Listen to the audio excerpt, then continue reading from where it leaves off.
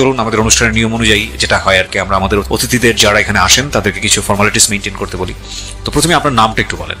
আমার নাম হলো S.A. লালন। S.A. লালন। S.A. তে কি হয়? S.A. শেখ। S.A. শেখ। আচ্ছা, তো শেখ লালন। জন্ম জেলা? আমার হোম ডিস্ট্রিক্ট হলো চুয়াডাঙ্গাতে।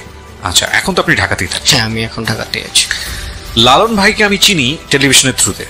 আমি সকালবেলা একটা অনুষ্ঠান করি মাছরাঙা টেলিভিশনে, এবং সেখানে তাকে আমি পাই। আমার মনে হয়েছে যে রেডিও লিসনার যারা আছেন তার গল্পটা জানা উচিত। তো লালন ভাই, আপনার রেডিওতে প্রথম আসা? জি, আমার প্রথম আসা। ওই দিন টেলিভিশনও প্রথম ছিল? জি। আচ্ছা, আশা করি যে বাংলাদেশের মানুষ একটা সময় আপনাকে চিনবে এবং জানবে। আমরা শুরু করতে চাই একেবারে ছোটবেলা থেকে, যেখান থেকে আপনার গল্প বলার ধরন খুব ভালো। তো আজকে একেবারে মনোযোগ দিয়ে শুনবো। আমি নিজেও কমপ্লিট স্টোরি জানি না, বাট আমি যতটুকু জানি আমার কাছে মনে হয়েছে যে ইউ আর দ্য বেস্ট। ওকে, শুরু করেন আপনি। আমার হোম ডিস্ট্রিক্ট হলো চুয়াডাঙ্গা। আমি একদম একটা পাড়া গায়ে জন্মগ্রহণ করেছি। তো সেখানে আমার পড়ালেখা বাবা মার সহযোগিতায় আমি ক্লাস 5 পর্যন্ত পড়েছি। তো তখন আমার অনেক স্বপ্ন ছিল, আমি ডাক্তার হব। আমি প্রাইমারি স্কুলে ফার্স্ট বয় ছিলাম, প্রথম থেকে একদম প্রাইমারি পর্যন্ত, ক্লাস 5 পর্যন্ত আমার রোল 1 ছিল। তো ওখানে ওই সময় আমি বৃত্তি দিয়েছিলাম। এরপর পরেই হয়তো বাবা মার আর্থিক অনটনের কারণে আর আমার বাবা মা পড়ার সহযোগিতা করে নাই। বাবা কি করতেন? কৃষিকাজ? হ্যাঁ, বাবা কৃষিকাজ। আপনি পরিবারের বড় সন্তান ছিলেন? না, আমি 3 নাম্বার ছিলেন। আপনার বড় কি 2 ভাই না বোন? সবার বড় হলো বোন, তারপরে ভাই, তারপরে আমি। তো এত ভালো স্টুডেন্ট থাকার পরেও আপনার পড়াটা কি হঠাৎ করে বন্ধ হয়ে গেল? বন্ধ হয়ে গেল, ফ্যামিলির অনেক অভাব অনটন ছিল। আচ্ছা। তো তখন আমাকে একটা রেস্টুরেন্টে কাজে দিয়ে দেওয়া হয় আর কি। তো আমার বাবাই আমাকে ওই হোটেলে কাজে দিয়ে আসে। তো আমার ভালো লাগতো না, আমার ওই হোটেলের সামনে দিয়ে আমার বন্ধু বান্ধব স্কুলে যেত, আমার খুব কষ্ট লাগতো। তো এটা নিয়ে বাবার সাথে অনেকবারই বার্গেনিং করছি যে আমি ভর্তি হব। তো তারা এই পড়ার ব্যাপারটা, হয়তো ইচ্ছা ছিল অনেক, প্রত্যেকটা বাবা মারই থাকে, তারা ওই সাপোর্টটা দিতে পারে নাই বিধায় আমাকে অনেক সময় তারা এড়িয়ে চলছে বা আমার প্রশ্নের উত্তর দেয় নাই। তো কিছুদিন বলার পরে যখন দেখলাম যে আমার ওই হোটেলের সামনে দিয়ে বন্ধু বান্ধব যায়, তো তারপরে আমি অনেক কষ্টে ওই হোটেলের কাজটা ছেড়ে দিই। দিয়ে পরে আবার বাবা মার সাথেও আর রাগারাগ করে কথা বলি না। পরে আমি একটা মুদিখানা দোকানে আমি একটা কাজ নিই। সেই মুদিখানা দোকানেও অনেকদিন কাজ করলাম, প্রায় 17-18 দিন। পরে সে মালিকের মন, যথেষ্ট পরিশ্রম করতাম যাতে আমার একটু পড়ালেখার সুযোগ দেয়। তো মালিক দেখলাম যে যতই কাজ করে আসলে তাদেরকে কাজ দিয়ে সন্তুষ্ট করা সম্ভব, সে আমাকে অন্যভাবে সুযোগ দেওয়ার কোনো কথা তাদের মাথার ভিতরেও থাকে না। বলার পরে সে বললো যে না, এইভাবে তো আসলে হবে না, তুমি যদি এই স্কুলে যাও তাহলে তো আমার দোকান চলবে না। তো আমি বললাম আমার সপ্তাহে একদিন ছুটি, তো সেই ছুটিটা বললো যে শুক্রবারে তুমি ছুটি পাবা। আমি বললাম শুক্রবারে ছুটি পাইলে আঙ্কেল আমার তো আসলে আমি একদিন স্কুলে যাইতে চাচ্ছিলাম, তো কি করব? না, এইটা আসলে আমরা কাজ তুমি যদি ওইভাবে করতে পারো তাহলে করো, নইলে এখানে তুমি কাজ করতে পারবে না। সেখান থেকেও আমি সুযোগটা পাই নাই। তো ওখান থেকে আবার হলো আমি আমার এক বড় ভাইরে ধরে আমি হাই স্কুলে একটা ভর্তি হওয়ার চেষ্টা করলাম। সে ভর্তি করাই দিল, ক্লাস 6-এ আমাকে ভর্তি করাই দিয়েছিল। তো ভর্তি হইলাম অনেক আনন্দ নিয়েই। ভর্তি হওয়ার পরে প্রতিদিন যে ক্লাসে যাব সেই সৌভাগ্যটুকু আমার হলো না। সবাই যেত প্রতিদিনের মতোই আমার কষ্ট লাগতো যে ক্লাসে যেতে পারছি না, কাজ করব। কাজ তুলে আবার ওইদিকে বাসায়ও ওইভাবে দেখা যাচ্ছে সম্পর্কটা, আমি বাসার উপরে খুবই অভিমান আমার। আমি এখনো পর্যন্ত দীর্ঘ সময় পার হয়ে গেছে আমি বাসার সাথে যোগাযোগটা রাখি না ওইভাবে। তো তখন হলো বাবা মার ওই জিনিসটা বুঝতে পারতাম না, যে সবাই মনে হতো যে বাবা সবাই পড়তেছে, আমার বাবা মা কেন পড়াইতে পারতেছে না? সবারই তো বাড়িঘর আছে, আমাদেরও বাড়িঘর আছে, তাহলে আমার কেন পড়ার সুযোগটা হবে না? তো জিদ হলো যে না, আমি একা একাই পড়ালেখা করব। তো রেস্টুরেন্টে আবার ওই যে কাজ করতাম, কাজ করার পরে স্কুলে যাব এইভাবে একের পর এক দিন গুনি, আমার ওইভাবে যাওয়া হয় না। তো যদি কোনোদিন একটা সুযোগ পেতাম তো তখন স্কুলে যেতাম। তো গেলে দেখলাম সবার সাথে আমার আসলে ম্যাচ হয় না, কাউকে চিনি না, ক্লাসমেটদের টিচারদেরও চিনি না। তো হঠাৎ একদিন গেলে স্যাররাও অনেক ধরনের বাজে কমেন্টস করতো, আসে না। আর ওই সময় খুব মানে লজ্জা দিত, বেঞ্চের উপর দাঁড় করে রাখতো, কানে ধরে রাখতো, পড়ালেখা কোন পার্ট আছে সেটাও আমি জানতাম না। তো সব মিলাইয়া দেখা যাচ্ছে যে মানসিকভাবেও অনেকটা ভেঙে পড়তাম, যে না আবার পড়বো কি পড়বো না। ক্লাসে গেলে মন ভেঙে যায় যে পড়ালেখা করবো না, আবার বাইরে আসলে আবার মনের ভিতরে উদয় হয় যে না আমি পড়ালেখা করব। তো এইভাবে অনেক কষ্ট মষ্ট করে টিচারদের সাথেও সেমন আমার কমিউনিকেশনটা ছিল না, স্যারদের সাথেও ছিল না। পরীক্ষা দিতে গেলে নানা ধরনের প্রবলেম, স্যারদের চিনি না, ক্লাস টিচার যে ছিল তাদেরও চিনতাম না। তো সব মিলাইয়া দেখা যাচ্ছে যে আমি ক্লাস 6ও খুব কষ্ট করে পার করেছি। পরীক্ষার সময় গেলে স্যারদের নানান রকমের সমস্যা ছিল, যে ক্লাসে প্রেজেন্ট হয় না তার তো পরীক্ষা নেওয়া যাবে না। তো ওখানেও স্যারদের, হেডমাস্টার, কতজনের কাছে যাব, এক কর্ম করি আবার পড়ালেখা চালাইতে যাই। আবার সবাই আসলে কি সমাজটাতে হয়ে গেছে যাদের ধনী লোকের অনেক ধরনের প্রবলেমই সহজেই সলভ হয়ে যায়। গরিব মানুষের আসলে কারো কাছে গেলেও মাথায় অনেকে হাত বোলাইয়া সান্ত্বনা দিয়ে দিচ্ছে যে দেখ পড়ালেখা না করে হাতের কাজ শেখ, এটা দিয়েও মানুষ অনেক কিছু করছে। আমি বলতাম না, আমি পড়ালেখাটা করব। স্যারের কাছে বলেছি এইভাবে, হয়তো সব স্যারই সুযোগ এইভাবে দেয় নাই। হেডমাস্টারদেরকে বলেও ওই আগে হলো সরকারি স্কুলগুলোতে নিয়মই আছে যে 80% যদি প্রেজেন্ট না হই তাইলে ক্লাস, যদি 80% প্রেজেন্ট না হয় তাহলে পরীক্ষাতে বসতে দেওয়া বা তার ছাত্রত্ব থাকে না। জি। তো সব মিলাইয়া ক্লাস 6 শেষ করার পরে 7-এ উঠলাম এইভাবে কষ্ট করে। তো তখন হলো আমি একটা ক্লাসের মধ্যে বা টিচারদের চোখে আমি একদম মার্ক হয়ে গেলাম যে এই ছেলেটা ক্লাস করে না, এই ছেলেটা ফাঁকিবাজ, এরকম সবার চোখে। বন্ধু বান্ধবের সাথেও ওইভাবে, ক্লাসে 2-1 বন্ধু বান্ধব ছাড়া আর কারোর সাথে আমার আমার পিছনে যা রোল হয়তো তারটাই আমার মনে থাকে বা তাকে আমি চিনি। আর অনেকের সাথে কন্ট্যাক্ট করলেও ওইভাবে হয়তো কেউ রেসপন্সও করতো না, চিনে না, সেইভাবে সবারই চাঞ্চলতা ছিল। একদিন গেলে আমার খুব খারাপ লাগতো। যখন 7-এ উঠলাম, হেডমাস্টারের কাছে এরকম অভিযোগ যাওয়ার পরে হেডমাস্টার আমার কাছ থেকে একটা বন্ড সই নিয়েছে যে তুমি যদি রেগুলার ক্লাসে না আসো।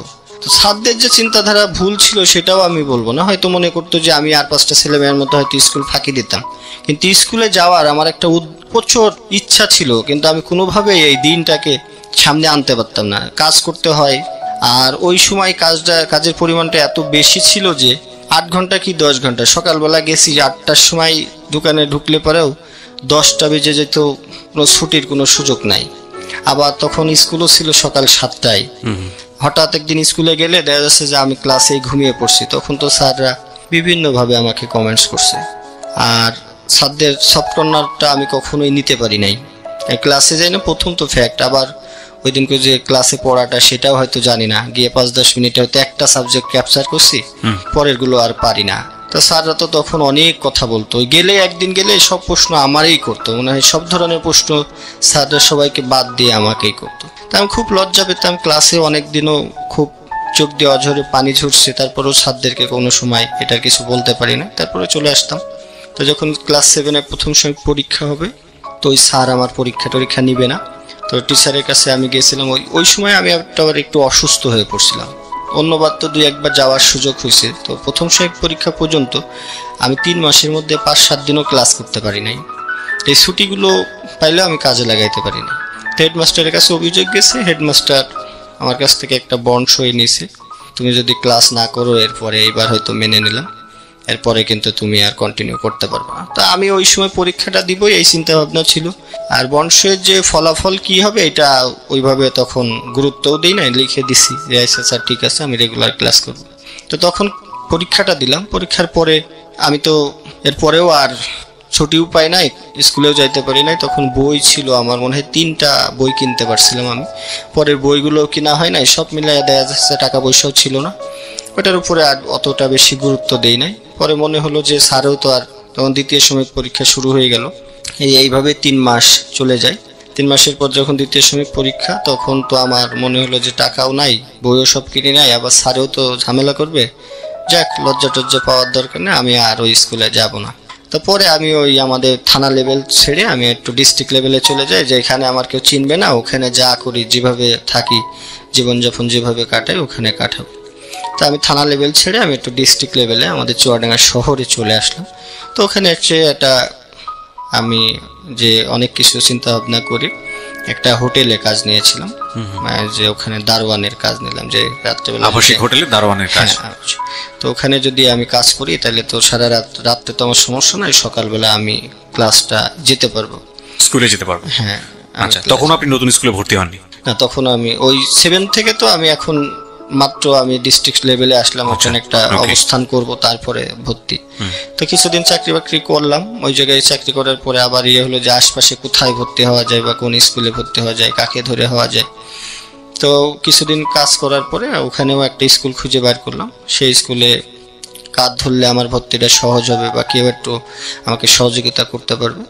তো ওই জায়গায় একটা ভাইয়ারে ধরে আমি একটা ওই যে চুয়াডাঙ্গা আদর্শ হাই স্কুল নাম ছিল, সেই স্কুলে আমি ক্লাস 8-এ গিয়ে ভর্তি হই। তো উনিও ওই যাকে ধরছিলাম তিনি আবার ওই স্কুলের প্রতিষ্ঠাতার সদস্য যারা থাকে তাদেরই খুব নিকটতম এক ব্যক্তি, উনি গিয়ে ভর্তি করে দিল। তো আমি খুব আনন্দ উল্লাসে ওখানে কাজ করি আর ওখানে ক্লাসে যাওয়ার একটা মনস্থ করলাম। তো সব মিলে রাত্রিবেলা সারা রাত ডিউটি করলে পারে আসলে ওই যে ঘুমটা সকালে থাকে, আবার ওখানে খুব সকালবেলায় স্কুলে যেতে হয় 7টার দিকে। তো আমার ডিউটি টাইমটা পড়ে যায় সকাল 8টা পর্যন্ত। সারা রাত একটু ঘুমানোরও কোনো সুযোগ ছিল না। আবাসিক হোটেলে সারা রাতে ওই গেস্ট আসা যাওয়া করে, তো তাদের আবার ওখানেও একটু সজাগ থাকতাম। ওই গেস্টের হয়তো কিছু এনে টেনে দিলে ওরাও 2-5 টাকা 10 টাকা এরকম দিত আর কি, তখন বকশিস। এইটার লোভেও অনেক সময় সারা রাতই সার্ভিস দেওয়ার জন্য চেষ্টা করতাম। তো তাদেরকে এইভাবে সার্ভিস দিয়েছি, কিন্তু সকালবেলা ওই প্রতিদিনের ন্যায় এই ঝামেলাগুলো হয়েই যেত, ক্লাসে যেতে পারতাম না। একটু দেখা যাচ্ছে যে 7:30 বা 7টায় ক্লাস শুরু হতো, আমার ছুটি হইতে হইতে 8টা 8:30। তো ওই ফার্স্ট যে ক্লাস টিচার, ওনার সাথে আমার পরিচয়টা খুবই কম হয়েছে। হয়তো গিয়ে শেষে 2-3টা ক্লাস করতে পারছি, আবার এখান থেকে চলে আসছি। এইভাবেই আমার অনেক সময় কেটেছে। তো প্রায় যখন 8টা আমি ওখানে কাজ দারোয়ান এর কাজ করা অবস্থায় আমি ওই জায়গায় ক্লাস 8 শেষ করলাম। শেষ করার পরে ওখানে আমাদের কিছু বন্ধু বান্ধব তৈরি হয়, তখন আমার ভিতরে আবার ওই যে খেলাধুলার একটা প্রবণতা তৈরি হয়। তো বন্ধু বান্ধব যখন ক্লাসে তৈরি হয় বা আমি যে মহল্লাতে থাকতাম সারাদিনই হয়তো ওখানে রাত্রে ডিউটি করতাম, দিনে ওই ক্লাসের পরেও তো কিছু সময় থাকতো। তো যখন বন্ধু বান্ধব তৈরি হয়ে গেল তখন মনে হইলো যে মন মানসিকতাটাও অনেক বেশি নষ্ট হয়ে যায়, খেলতে পারি না বা তাদের সাথে আড্ডা দিতে পারি না। তাদের সাথে আড্ডা দিলেও শহরের ফ্যামিলির লোকজনগুলোর মন মানসিকতা কেমন যেন একটু, আমি বন্ধু বান্ধব কারো বাসায় তো আমি কোনোদিন যাই নাই, কারো বাসায় খাইতেও যেতাম না, তাদের সাথে খেলতাম। অনেক বাবা মাই তার বন্ধু বান্ধব যারা ছিল তাদেরকে বকাঝকা করছে, যে ওই ছেলে হোটেলে কাজ করে, তোদের কিসের বন্ধু বান্ধব, হ্যাঁ ওর সাথে মেশা যাবে না। হয়তো যারা ছিল তারাও তো আমার মতোই, হয়তো বাবা মার কথা যারা না মানছে, মারধর খাইছে, এটা আবার কানে আসছে, তখন তাদেরকে এড়িয়ে চলতাম, ওর সাথে মিশবো না। তো আমি একটু খেলাধুলায় ভালো ছিলাম, সেই হিসাবে তাদের প্লেয়ার টিলিয়ার শর্ট পড়লে আমাকে ডেকে নিত। তো তারপরেও কোনোদিন কারো বাসায় যাই নাই, অত অনেক অনুষ্ঠানও হয়তো করছি, কারো বাসায় যেতাম না। সবারই তো তখন কৌতূহল ছিল, চল যাই। আমি না, তোর বাসায় যাবো না, তোর আম্মা পছন্দ করে না এটা সেটা।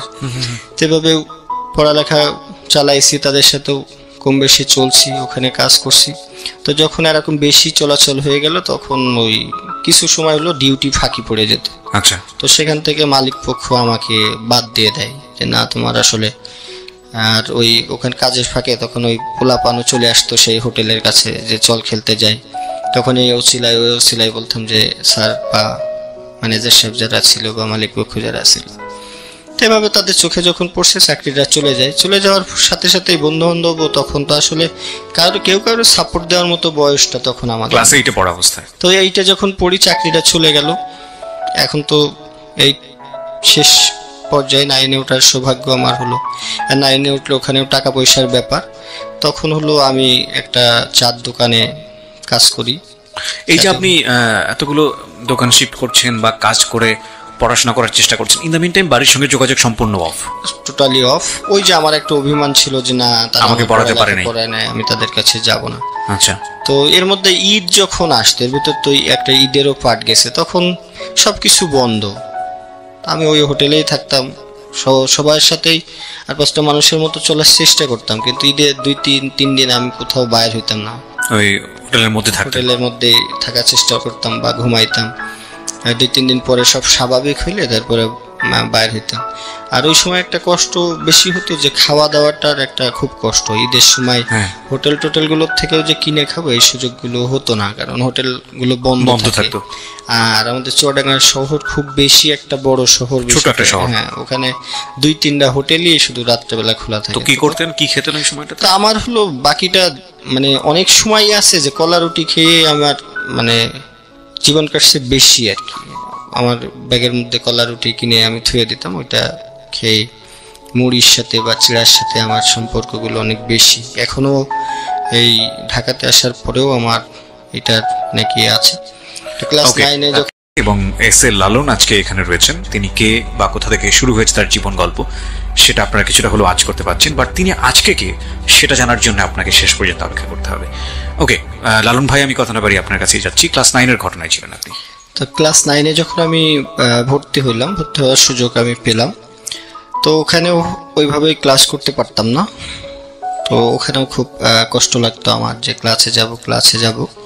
তো এইভাবে স্যারদের সাথেও সেভাবে পরিচয় ছিল না। আমি যেখানে চাকরি করতাম সেখান থেকে আমাকে সুযোগও দেওয়া হয় নাই। তা আমি যখন হলো দেখতে দেখতে তো মাস চলে যায়, আমারও দিন গোনা আর শেষ হয় না। তো ক্লাস 9-এ যখন প্রথম সময় পরীক্ষা শুরু হয়ে গেল, তো পরীক্ষার সময়ও আমি ক্লাসে যেহেতু যাই নাই, স্যারদের সাথেও ওই ধরনের একটা বাক বিতর্ক সবসময় থাকে। আর হেডমাস্টারদের কাছেও আমার পুনরায় পরীক্ষার পারমিশনের জন্য পাঠানো হয় হেডমাস্টারের কাছে গেলাম, তো তুমি জিজ্ঞেস করে যে তুমি ক্লাসে আসো না কেন। তো সেখান থেকে কোনোরকমভাবে যদি আমি পারমিশনটা নিয়ে প্রথম পরীক্ষা দেওয়ার পরে ওই জায়গায় পরীক্ষা দিলাম, দেওয়ার পরে হলো রেজাল্ট যখন পাবলিশড হলো তখন আমি অঙ্কে ফেল করছি আর কি। তো অঙ্কে ফেল করার পরে আরও বেশি হতাশ, তখন স্যারদের সহযোগিতা তো দূরে থাক, মনে মনে খুব কষ্টও পেলাম। তো অঙ্ক পারতাম না, তো স্যারের বাসায় গেছিলাম। ওই স্যারটার নাম ছিল অজিত স্যার। ওনার বাসায় গিয়ে অনেক রিকোয়েস্ট করলাম যে স্যার কেমনে কি, বলে তুমি তো স্কুলে আসো না, তোমার বিষয় তো এমনি হেডমাস্টার স্যার অনেক ঝামেলা, আমার তো আসলে কিছু করার নাই, আর তুমি যদি কন্টিনিউ ক্লাস না করো হয়তো তোমার আর সহযোগিতা কেউ করবে না কিন্তু। তো আমি বললাম স্যার আমি তো কাজ করি, আমি কিভাবে ক্লাস করব? তো দেখো একটা স্যার হিসাবে আমি এই ধরনের কোনো উপদেশ তোমাকে দিতে পারবো না, তবে আমরা প্রথম তো বলবো শত কষ্ট হলেও তুমি হলো ক্লাস করো। তো স্যার যাই হোক আমাকে যতটুকু ওনার ইয়েতে মনে হলো উনি ওইভাবে বললো।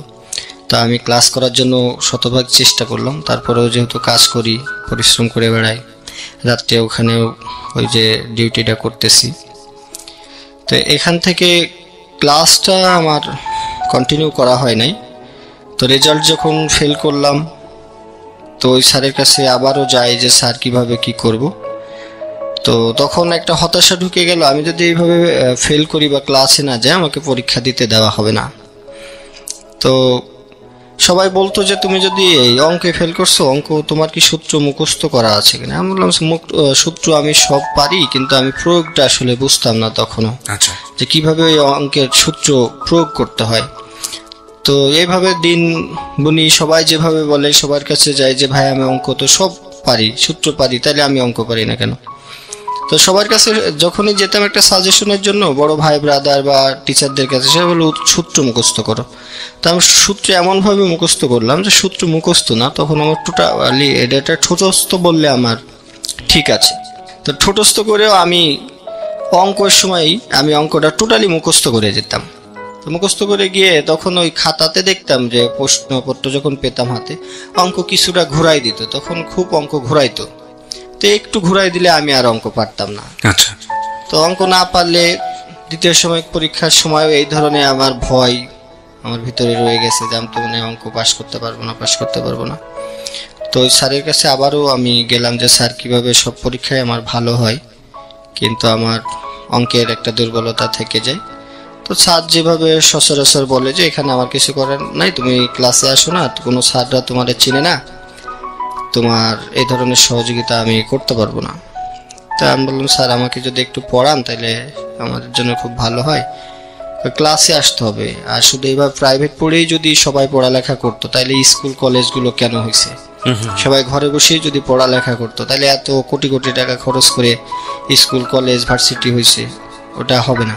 তো স্যারের ওই দিনকেও উনি ওইভাবে আমার সাথে একটা আচরণ করে আমাকে যখন বাইর করে দেয়, আমি আবারও গেছি স্যারের বাসায় যে স্যার, ওই ডিউটি শেষ করার পরে আমি সুযোগ পাইলে ওই স্যারের কাছে যেতাম। তখন মানে মনে অঙ্কের হতো- টিচারের কাছে যেতেন? হ্যাঁ, ওই স্যারের কাছে মনে হয়তো ওই স্যার মনে হয় সব করবে। ওনার কাছে কথা হলো, আমি তো একটা সাবজেক্ট দেখি, আর আমি তো তোমাদের ক্লাস টিচার না, আমি তো তোমার যে একটা গার্ডিয়ান টিচার থাকে ওনার সাথে তোমার ভালো লিঙ্ক থাকতে হবে। আমি তো সাবজেক্ট নেই, তুমি পাস করলে পারে আমাদের কোনো সমস্যা নাই। ক্লাস টিচার তো মার্ক করে, যেটা আমরা বলি যে গার্ডিয়ান হিসেবে যে একজন টিচার থাকে। তো স্যারের কাছে গেলাম যে স্যার আমাকে একটু পড়াতে হবে। তখন বললো যে তুমি আসো, বিকালে আসো। আমি কই স্যার আমি তো কাজ করি, আমি তো বিকালে যেতে পারবো না। তা সকাল 7টায় ক্লাস শুরু হয়, আমি তো আর সকালে কোনো সুযোগ নেই। তুমি বললো তুমি একটা কাজ করতে পারো, যদি আমি ফজরের নামাজের পরে আমি কিছুক্ষণ ক্লাসরুমে বসে থাকি, ওনার যে কিছু পোলাপান পড়াইতো সেটা ওনার বাসাতেই, ওনার বাসার নিচতলায়। তো উনি ওই নামাজ পড়ার পরে আর উপরে যায় না। বল যদি তুমি নামাজ পড়ার পরে আসতে পারো। এটা অনেক রিকোয়েস্ট করার পরে রাজি হলো যে ঠিক আছে তুমি তাইলে নামাজের পর পরে আসো, আমি তোমাকে কিছুদিন দেখাই দেব। তো যাক, আল্লাহর রহমতে উনি রাজি হলো। আমিও ফজরের নামাজের পর পরে আমি চলে যেতাম, তখন অন্ধকার থাকতে থাকতেই। তো স্যার 4-5 দিন যখন অঙ্ক করায়, তো আমাদের জিজ্ঞেস করলো তোমার সমস্যাটা কি, এই অঙ্ক তুমি হুবহুব তো পারতেছো। আমি কই স্যার অঙ্ক আমি পারা বলতে কি, আমি এই অঙ্ক সব মুখস্থ করে আসছি স্যার, আপনি যেটাই দিবেন আমার মুখস্থ। তো কয় সমস্যা কি? আমি কই স্যার এই অঙ্কটা যখনই ঘুরাই দেয় তখন তো আমি আর পারি না। তো উনি আবার একটা অঙ্ক দিয়ে, তখন আমি ওই যে আদিলের টেস্ট পেপার নামে একটা বই ছিল, ওখান থেকে উনি 2-1টা অঙ্ক করতে দিল। তো ওইটার থেকে হুবহুব যদি থাকে, আমি টেস্ট পেপার বলেন বা সমাধান যে বইগুলো আছে সবই আমি ফলো করতাম। রাত্রেবেলা যখনই সুযোগ পাইতাম মনে হতো যে আমার এই পড়ালেখাটা বা আমি যদি পাশ করতে না পারি, স্যারদের কাছ থেকে আমি কোনো রকম সহযোগিতা পাবো না। তো অনেক সমাধান বইও আমার কাছে ছিল। আদিলের টেস্ট পেপারে এমন কোনো অঙ্ক ছিল না যে আমার নজরের বাইরে বা আমি মুখস্থ করি নাই। কিন্তু তখন কি হতো যে হুবহুব বইয়ের সাথে মিলতো না, কিছুটা হলে চেঞ্জ করে দিত। আচ্ছা।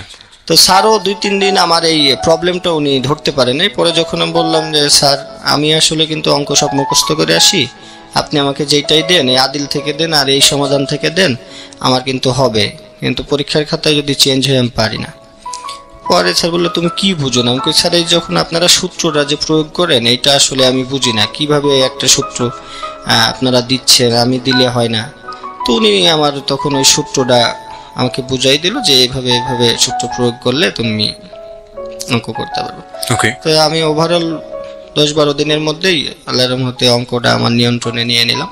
তারপরের থেকে ওনার কোচিংয়েও আমি যে সকালবেলা যারা আসতো তাদেরকে ম্যাথটা করানোর, মানে যে অঙ্কে আপনি ফেল করতেন সে অঙ্কে আপনি হ্যাঁ, এখন আমি টিচারের এটা- জায়গায় জায়গা নিয়ে নিলেন। ওকে। তো স্যারও আমাকে ওই সুযোগটা দিয়েছিল তখন।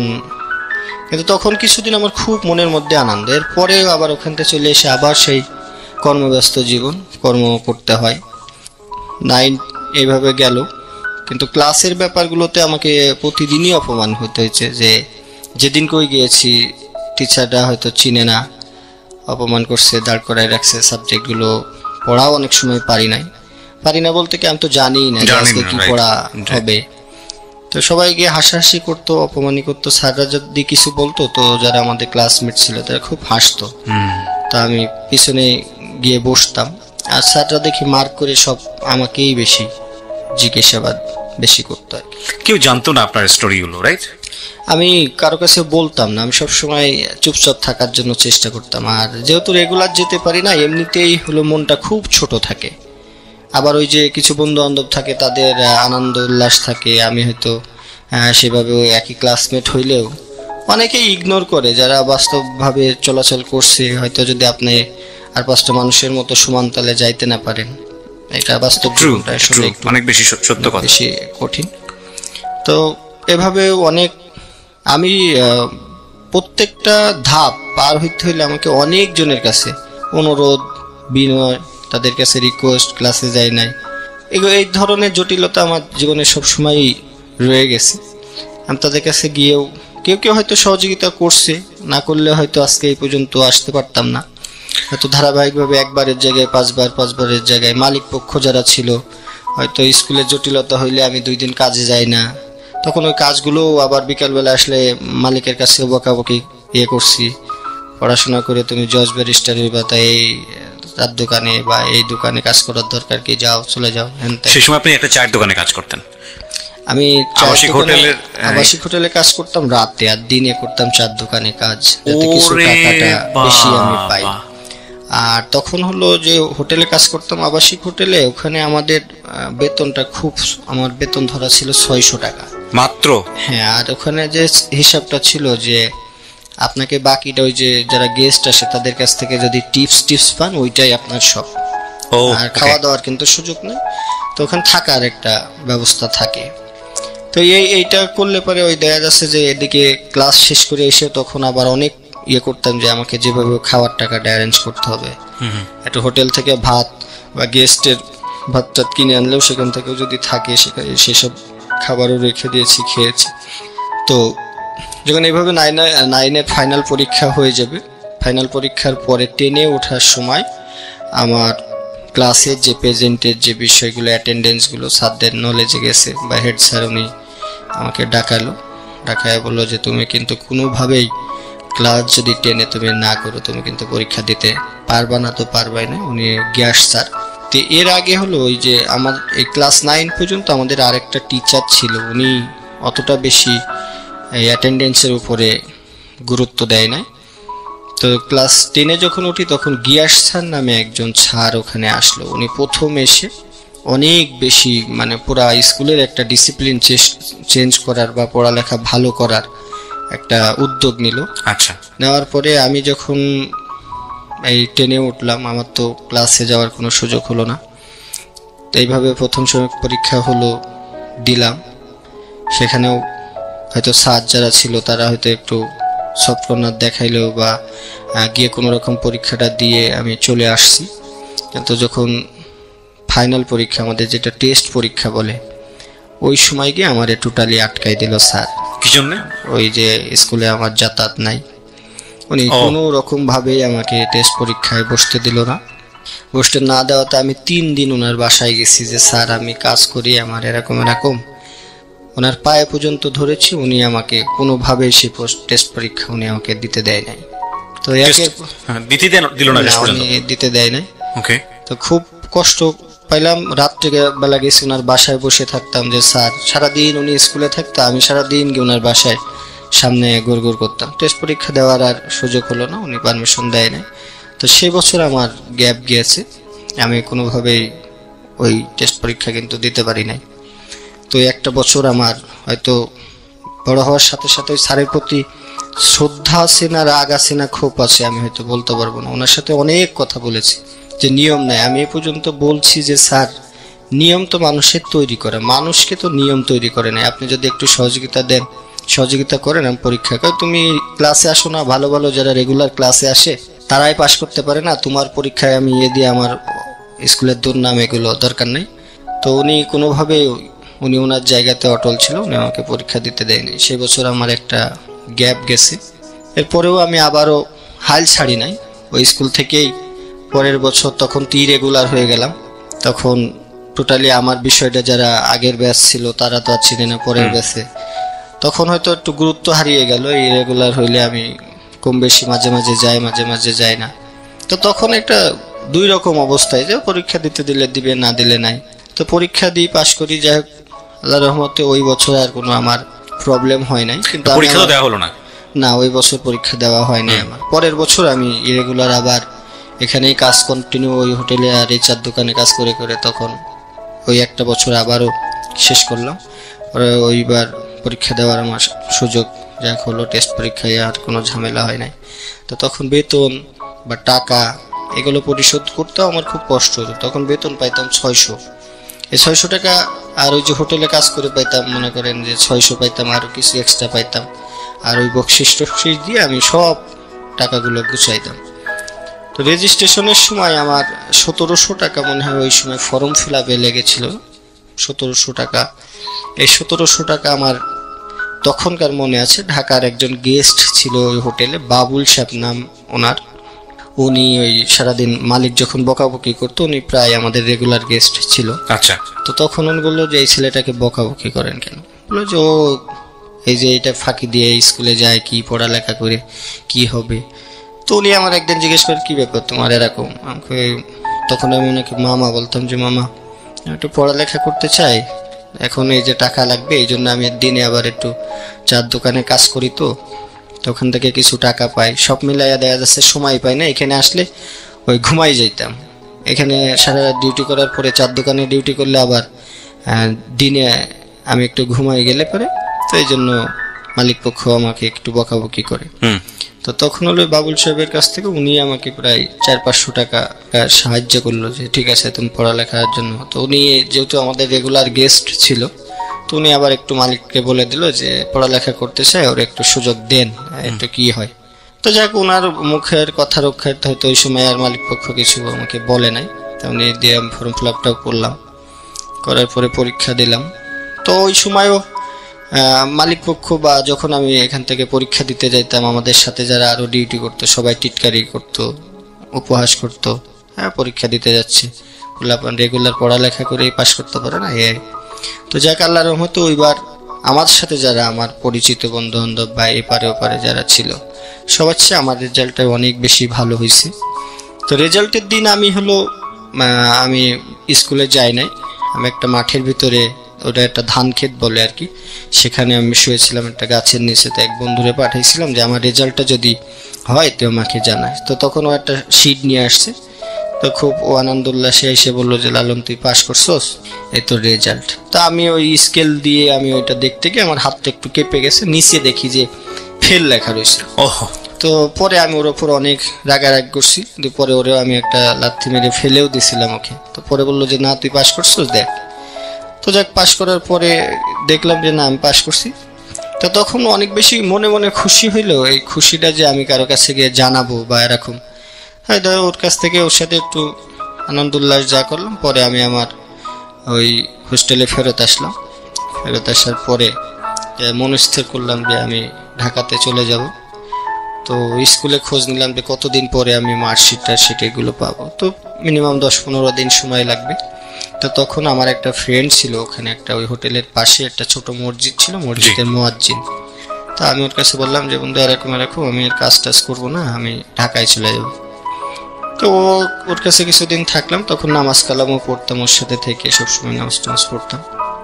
10-15 দিন অপেক্ষা করে ওর কাছ থেকে ওই স্কুল থেকে আমি মার্কশিটগুলো সংগ্রহ করে আমার মনস্থ হলো যে আমি ঢাকাতে চলে যাব। তো ঢাকাতে চলে যাব, ঢাকা তো আমি চিনি না, ঢাকাতে কিভাবে যাব। তো ওইটা আমাদের পাশেই চৌরাঙ্গা রেল স্টেশন, রাত্রেবেলা অপেক্ষা করতেছি। তো দেখতেছি যে কোন দিকে সবাই, তখন শুনলাম যে ইন্টারসিটি একটা ঢাকা ট্রেন যাবে, সেই ট্রেনে। তো কোন দিক দিয়ে যাব, কোন দিকে যাব। তো দেখি যে এক ভদ্রলোক তার বন্ধুকে বলতেছে বন্ধু আমি ঢাকায় চলে যাচ্ছি, ট্রেনে আসার সময় হয়ে গেছে, তোর সাথে আবার পরে কথা। তো তখন আমি তাকে ফলো করলাম, যেই লোক যেখানে যেখানে যাবে আমি তার পিছনে ছাড়বো, যেহেতু সে ঢাকায় যাচ্ছে শুনলাম। তো রাত্রেবেলা উনি যে ট্রেনে উঠছে আমি সেই ট্রেনে উঠে চলে আসছি। তো যখন ওই যে চেকাররা আসে, তখন যখন চেকার আসে ওই লোক আবার ছিল ওই ট্রেনেরই কোনো টিটি বা এরকম কেউ, উনি যখন বসেছিল আমি আবার ওনাকে ফলো করে ওনার পাশে বসছি বিদায় আমার হয়তো টিকিটটা এত বেশি চেক করে নাই। ওনার পাশে ছিলাম, আমি ওনার সাথে কম বেশি কথা বলতেছিলাম। তো চেকার যখন আসছে ওনাকে দেখে আর ওনাকে কিছু বলে নাই। তো আমি কমলাপুর স্টেশনে রাত্রেবেলা পৌঁছাইলাম, আমার সকালের দিকে পৌঁছাইছি, মনে করেন 6টার দিকে মনে হয় এরকম হবে। তা আমি নামার পরে ওই জায়গাটা আমি ওই যে আগে সিনেমা কম বেশি দেখতাম, যেহেতু তো দেখলাম যে এখানে, এটা তো আমরা সিনেমাতে দেখছি এই কমলাপুর স্টেশনে অনেক শুটিং টুটিং হয়।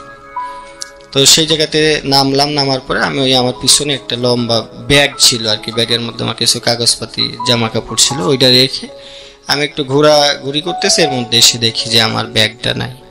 তো ব্যাগটা নাই, অনেক খোঁজাখুঁজি করার পরে তখন খুব কষ্ট লাগলো। তখন আমার কাছে মাত্র 33 টাকা মতো রয়েছে।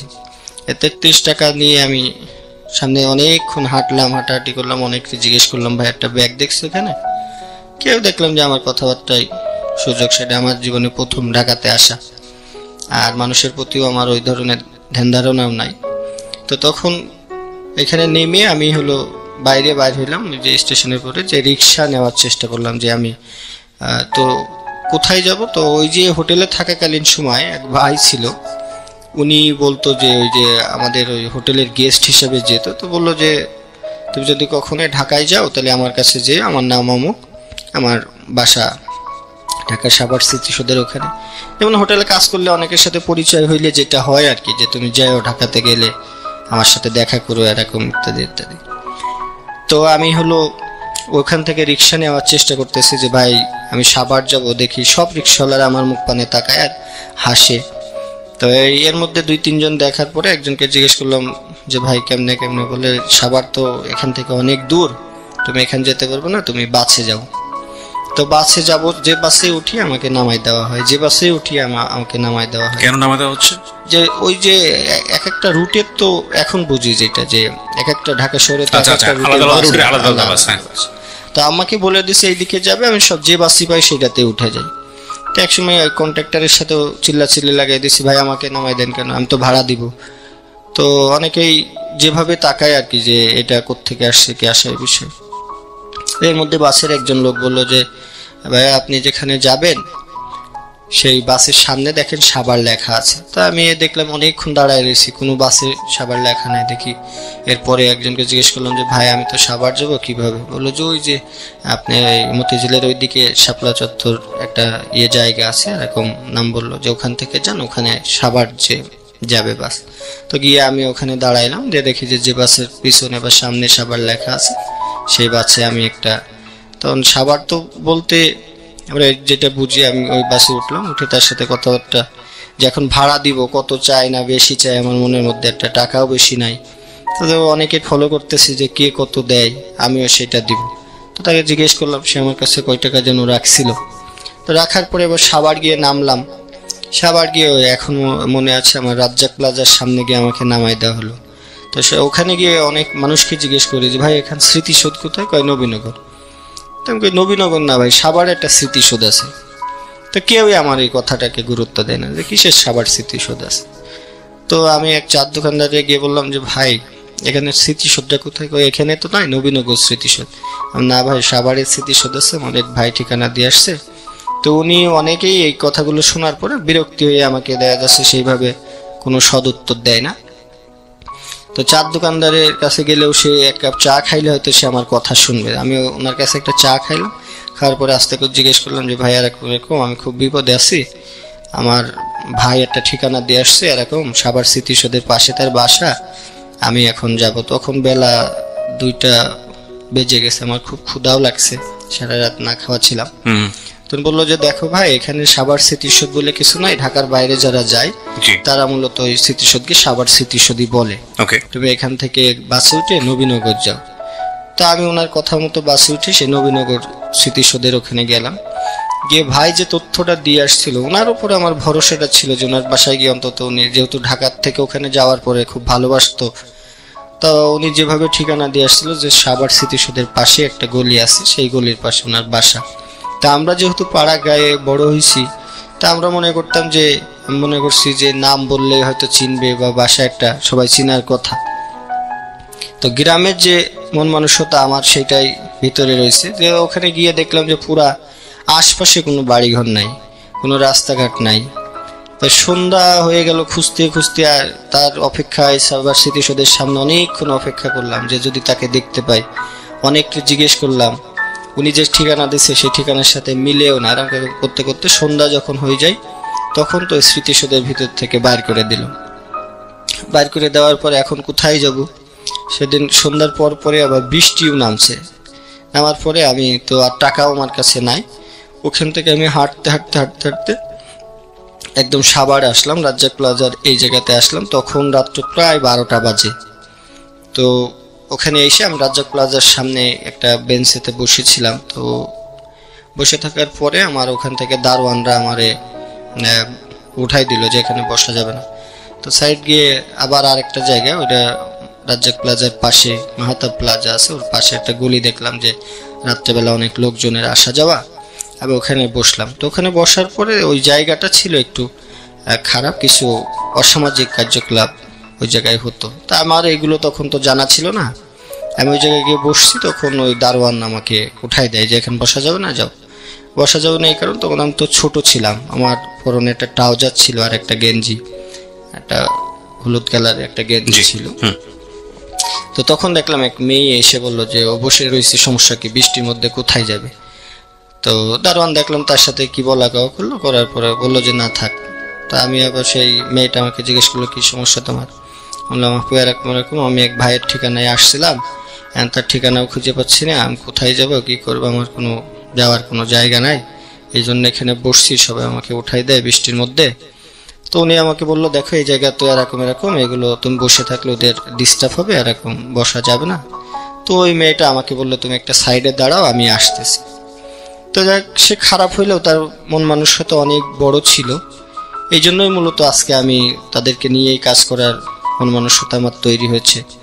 তো উনি বসে থাকার পরে উনি কিছুক্ষণ পরে আমাকে নিয়ে ওনার বাসায় গেল। তো সে ওখানে দেহ ব্যবসা করতো আর কি।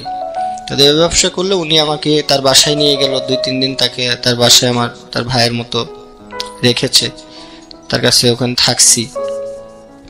তো 3-4 দিন যাওয়ার পরে উনি মনে হয় আবার ওখানে গেছিল, হয়তো বাড়িওয়ালার ইনফরমেশন আর কি। বাড়িওয়ালা বললো যে তুমি এখানে থাকতে পারবে না, তোমার যে আপু বাইরে গেছিল সে তো এরকম এরকম পুলিশের হাতে ধরা খেয়েছে, বাসা ছেড়ে দিতে হবে। তো উনি আমার বাসাতে বাইর করে দিয়ে বাড়ি তালা মেরে দিল।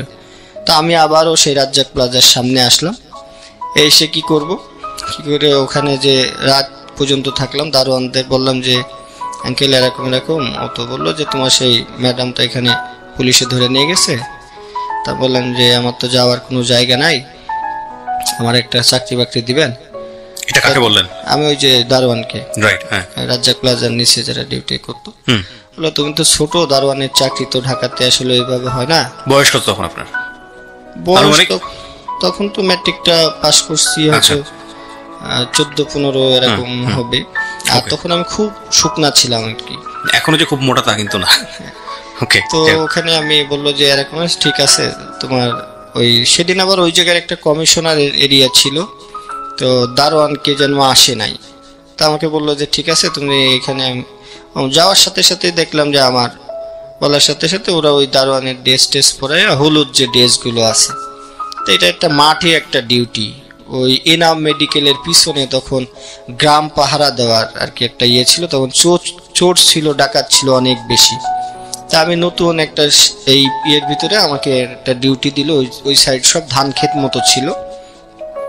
তো রাত্রেবেলা আমি যখন ডিউটি করি, অনেক রাত্রে 3টা-4টার দিকে কিছু লোকজন এসে আমার হাত পা বেঁধে ওই জায়গায়, ওই ধান ক্ষেত ছিল, ধান ক্ষেতের মধ্যে আমাকে ফেলে রেখে, ওই দিন করে ডাকাতি হয়েছিল ওই জায়গায়।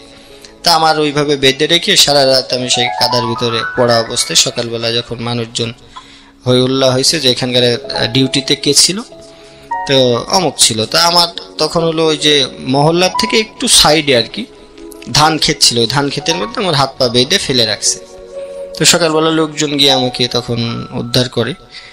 তো তখন আবার এই যে আমাদের যে গার্ড কোম্পানির যে লোক ছিল, তা ইয়ে করলো যে কে ডিউটিতে কে দিছে।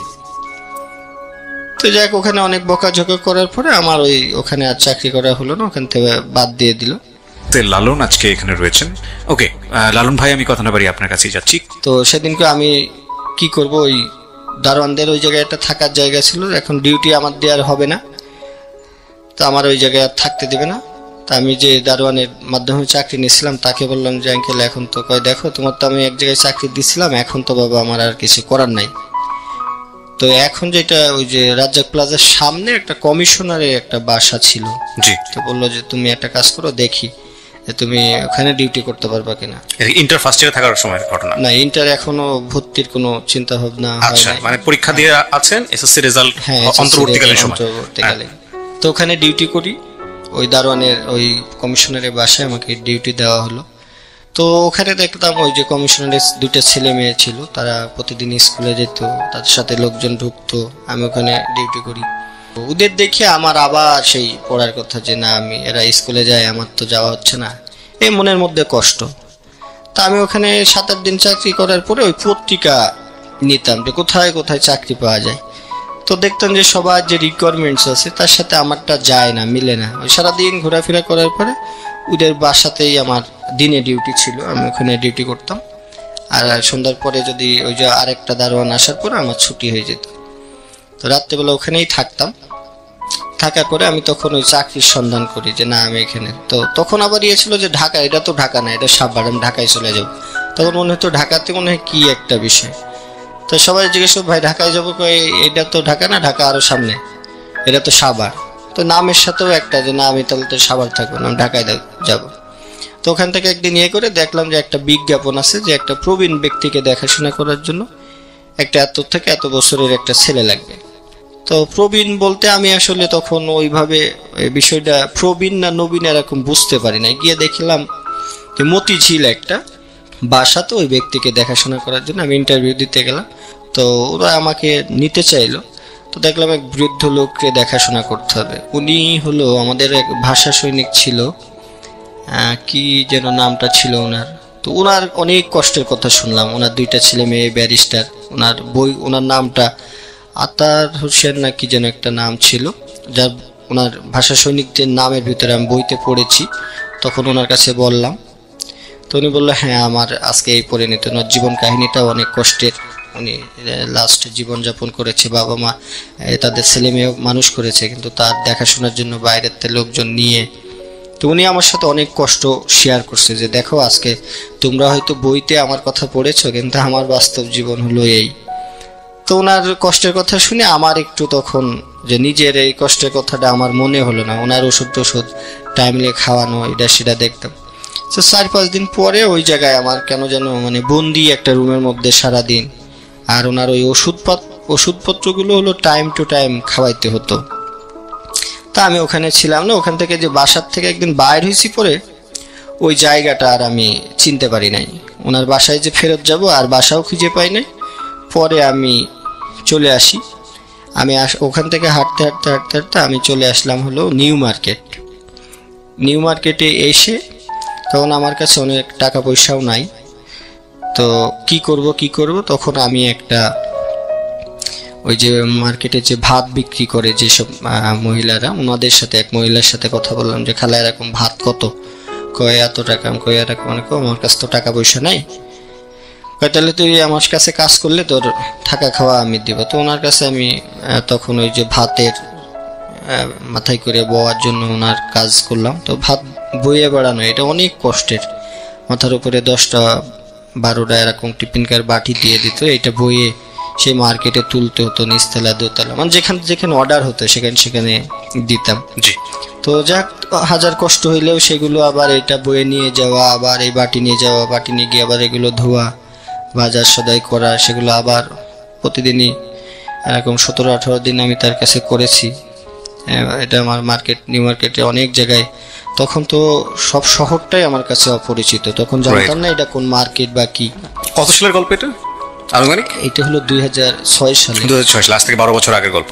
জি। তো তখন হলো ভাত দিতাম। তো একদিন নিয়ে যেতে যেতে ওই ভাত, আমি খুব জ্বর ছিল আমার, তো ভাত নিয়ে যেতে যেতে আমার এটা এখন মনে আছে, ওই যে নীলক্ষেত মোড়টা পার হইতে গিয়ে আমার ভাতের বাটি কয়টা পড়ে গেছিল আর কি। তো খালা এসেও অনেক রাগারাগি করে আমার ওখান থেকে বাইর করে দেয়। তো তখন উনি আমার কোন টাকা পয়সাও দেয় নাই। তো আমার কাছে হয়তো কিছু 7-8 টাকা মতো এরকম, কম বেশি এরকম কিছু একটা টাকা আমার কাছে ছিল। তখন তো বাইর হওয়ার সুবাদে ওই যে এখানে মার্কেটে যখন ভাত টাত দিতাম, তো তখন যারা কিছু আমরা এসব বিক্রি টিক্রি করে তাদের সাথে আমার মোটামুটি একটা পরিচয়, ভাত দেওয়ার সময় কৌতূহল ছিল মানুষের ভিতরে জানার। তো তখন আমি তাদের সাথে কথাবার্তা বলতাম।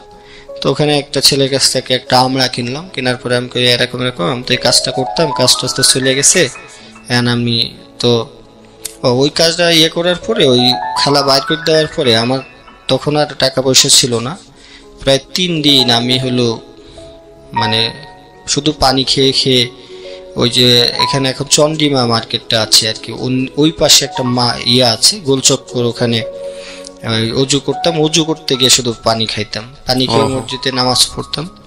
তার খুব কান্নাকাটি করতাম, হয়তো কোথা থেকে যেন আমার সবকিছু হারিয়ে গেল। তখন শুধু মানে ছিল যে আমি কোনো একটা পরিচিত মানুষ যদি আমি পাইতাম, হয়তো তারা হয়তো আমাকে সহযোগিতা করবে। ওই সময় কি পড়াশোনা স্টপ করে দিলেন? হ্যাঁ, তখন তো পড়াশোনা এসএসসি পরের ঘটনা। হ্যাঁ, এসএসসি পরে। তখনও রেজাল্ট হয়নি? না, রেজাল্ট হয়ে গেছে। এসএসসি তো তখন শেষ করেই আমি ঢাকাতে আসি। আচ্ছা আচ্ছা আচ্ছা। তো তখন হলো ওখানে 3 দিন আমি প্রায় পানি খেয়ে খেয়ে আমি জীবনযাপন করছি। আর তখন এই 3 দিন আমি পানি খেয়েই থাকি। আর প্রচন্ড ক্ষুধার্ত অবস্থায় পানি খাইলে অনেক বেশি কষ্ট লাগে, পেটের ভিতরে ব্যথা করে। তখন আমি ওই এখানে যে ওই ওই খালার কাছ থেকে চলে আসার পরে যখন এই 3 দিন, তখন আমি ওই চন্দ্রিমা সুপার মার্কেটে সিঁড়ির নিচ দিয়ে ওই তখন বুটিক্সের কাজ করতো, বড় বড় টেবিল থাকতো। জি। তো আমি সন্ধ্যার আগে কি করতাম, যে ওই টেবিলের নিচে ঢুকে থাকতাম, যে আমার ঘুমানোর একটা জায়গা আর কি। ওই টেবিলের নিচে বড় বড় পর্দা দেওয়া থাকে, ওখানে কেউ দেখতো না। তো ওখান থেকে আর বার হইতাম না। তো 3-4 দিন এরকম থাকতে থাকতে একদিন হলো ওই শপিং মলের যে মালিক ছিল, উনি একদিন মনে হয় সকালে এসে আমাকে দেখছে যে আমি শুয়ে রয়েছি। পরে দারোয়ানরা অনেক বকাবকি করলো যে এখানে সে শুয়ে থাকে, তোমরা কিভাবে ইয়ে করো।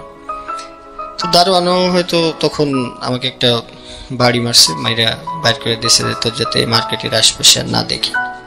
তো তখন আমার ওই যে ড্রেস কোড কিন্তু একটা ছিল, একটা গেঞ্জি আর ট্রাউজার ছিল আমার, ওইটাই থাকতো। হ্যাঁ, গোসল টোসল করতেন কোথায়? গোসল করতাম তখন আমার একটা গামছা কিনছিলাম, আর ওই যে ভিতরে এক জামা ওই গোসল করেই ওইটাই ধুয়ে আবার ওইটাই গায়ে দিতাম, ওখানে শুকাইতো, এইভাবে ইয়ে করলাম। তো এইটা ধরা খাওয়ার পরে আমার আর ওই মার্কেটে দেখলে দারোয়ানরা তখন আর আশপাশে ঢুকতে দিত না।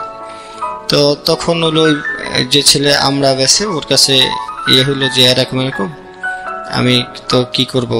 তো বললো যে তুই আমরা বেচতে পারলে তুই, আমার এক বড় ভাই আছে এখানে, চল তার কাছে তোরে লই যাই, উনি আমাকে টাকা তো নাই, কই বিক্রি টিক্রি করলে টাকা উনি সব দিবে, আমরাও নিয়ে দিবে। তো ওনার কাছে যখন ও নিয়ে গেল, তো কইতেছে কাজ তো করবি নাকি চলে যাবে? না ভাই কাজ করব, আমি খুব ক্ষুধা লাগছে, আমি খাইটাই নাই, তোরে খাবার টাবার দেবে, একটা কাজ করতে হবে, আমার কাছে কিছু জিনিস আছে, এটা এক জায়গায় রেখে আসতে হবে। আমি কই ঠিক আছে ভাই, আমি রাখবো, আগে আমি খুব ক্ষুধার্ত, আমি খাই নাই, মানে একটু যদি খাইতে দেন। তো উনি আমাকে একটা হোটেলও ভিতরে নিয়ে গিয়ে আমাকে খাওয়াইলো। খাওয়ানোর পরে আমাদের হাতে কি একটা টুপলা জাতীয় জিনিস দিল, সেইটা আমরা 2 জন মিলে কামরাঙ্গীরচর নাম বুঝি অমুক জায়গায় এরকম ইয়েতে, ওখানে গিয়ে দেখলাম যে ওইটা যখন দিলাম সেই জায়গায় দেখি যে মহিলারা বিড়ি টিড়ি খায়। এটা দেখে তো আমার খুব, আমি গ্রাম থেকে আসছি, মহিলারা বিড়ি খায়, আমার কাছে এটা যেন একটু কেমন মনে হলো যে এটা তাহলে কেমন জায়গা। তো ওদের কাছ দিয়ে আসার পর ওরা আমার ওই, সে তো তখন আমার বন্ধুই হয়ে গেছে। পরে বললাম কি রে এটা কি? ওরা বললো এইটা তো জানার দরকার নেই, চল আমাদের টাকা দিব, আমরা গিয়ে টাকা নিই। তো সারা রাস্তা ভাবতে ভাবতে আসলাম এটা কি দিলাম, আর মহিলারা বিড়ি খাচ্ছে, এটা আমার একটা খুব কৌতূহল, তাহলে মনে হয় জায়গাটা ভালো না। তো পরে এসে আমি ওরা জিজ্ঞেস করলাম যে এটা মনে হয় খারাপ কিছু দিছে। খারাপ হোক আর ভালো হোক তোর বোঝার দরকার নেই, চল টাকা দেবো। তো উনি আসার পরে আমাদের 2 জনকে 20-20 টাকা করে দিল। তো পরে ওরে আমি বললাম যে আমি আর এনার কাছে কাজ টাজ করবো না, আমি নিজেই আমরা কিনে এনে যদি বেচবো। আমরা কিনে এনে তুমি বেচতে পারবো না, এটা ওদের একটা সিন্ডিকেট আছে। আমাকে আমি যদি কিনে আনি সমস্যা কি? দেখো তুমি বেচতে পারো কিনা। তো তার সাথে আমি বললাম দেখি আমি পারি কি পারি না। তাই আমরা কিনে নিয়ে এসে ওখানে বিক্রি করার জন্য চেষ্টা করলাম। তো দেখলাম যে পোলাপান দিয়ে আমরা টামরা সব ফেলে টেলে দিল, ভেঙে টেঙে ফেললো। তো ঢাকা শহরে যেখানেই হোক, একটা যদি কেউ ভিক্ষাও করতে যায় বা এটা, তাদের কিন্তু একটা সিন্ডিকেট থাকে। তো যাক উনি আমাকে চড় থাপ্পড় মেরে ওই জায়গার থেকে যে এই এরিয়ার মধ্যে, নিউ মার্কেটের মধ্যে যাতে তোর আমি আর না দেখি। তো যাক ওখানে আর আমার থাকা হলো না, ওখান থেকে আমি ইয়ে করে দেখি যে অন্য জায়গায় চলে যাব। তখন যে হাঁটতে হাঁটতে কোথায় গেছি, গিয়ে দেখি যে ওই সে আবার কমলাপুর স্টেশন। তো কমলাপুর স্টেশনে পরে ওই জায়গায় ওই যে টিএনটি মাঠগুলো আছে, ওখান থেকে হাঁটতেছি কাঁচা বাজারের সামনে। তখন তো আসলে নিরুদ্দেশ, যেদিকে যায় হাঁটতে হাঁটতে যেদিক মন চায় সেদিকে চলে যাব। তো ওখানে গিয়ে ওই জায়গায় তো অনেকগুলো আবাসিক হোটেল আছে। তখন আমি বললাম যে হোটেলে যে একটা কাজের সুযোগ থাকে, এইটা তো আমার একটু অভিজ্ঞতা আছে, কারণ আমি আগে একটা করেছি। তো ওখানে হোটেল আল বেলাল নামে একটা হোটেল আছে একদম টিএনটি মাঠের সামনে।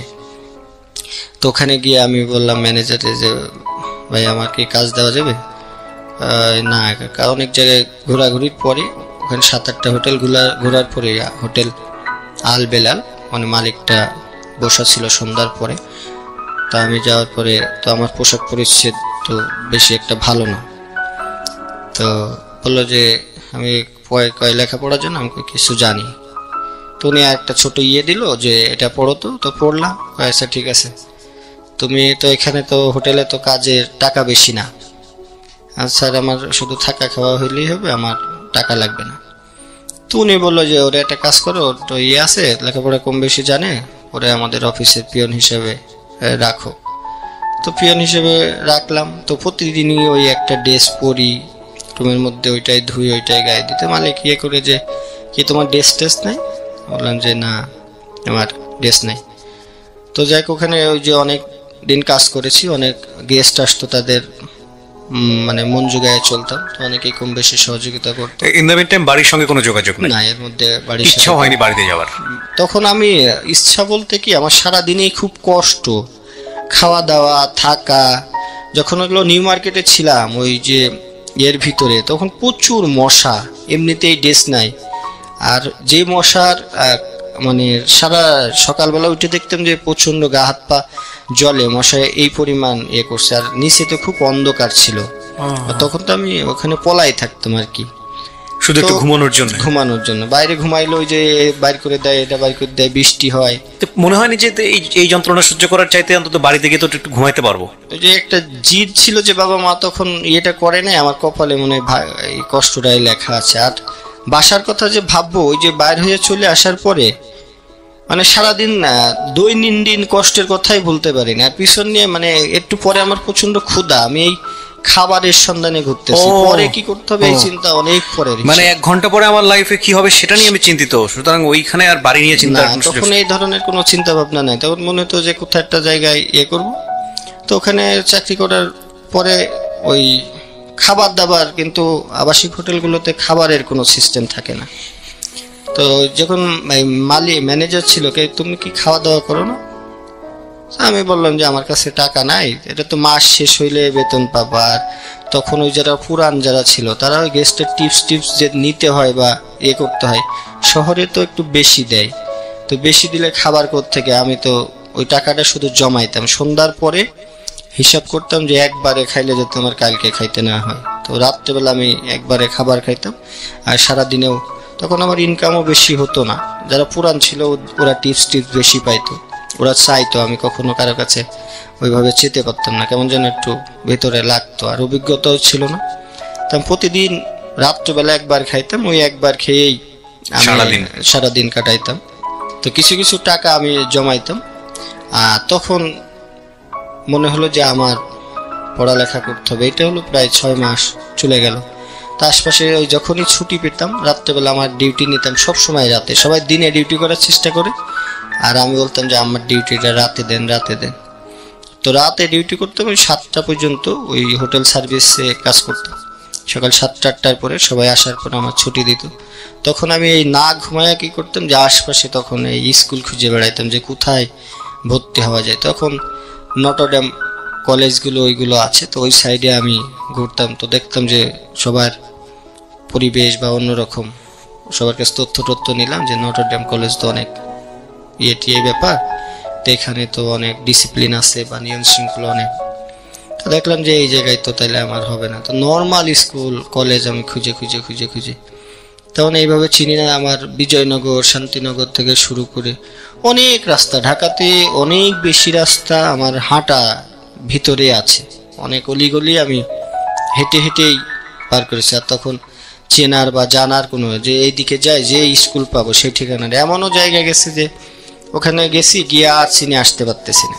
মানে যেদিকে দু চোখ যায় শুধু খুঁজে, যে স্কুল ড্রেস পরা থাকলে তাদের পিছন এরা কোথায় যায়, কিসে পড়ে, এই অনুসরণ করতে আমি করতাম। তখন কি আপনি ইন্টার ফার্স্ট ইয়ার ভর্তি হওয়ার জন্য? হ্যাঁ, ইন্টার ফার্স্ট ইয়ার। ওকে।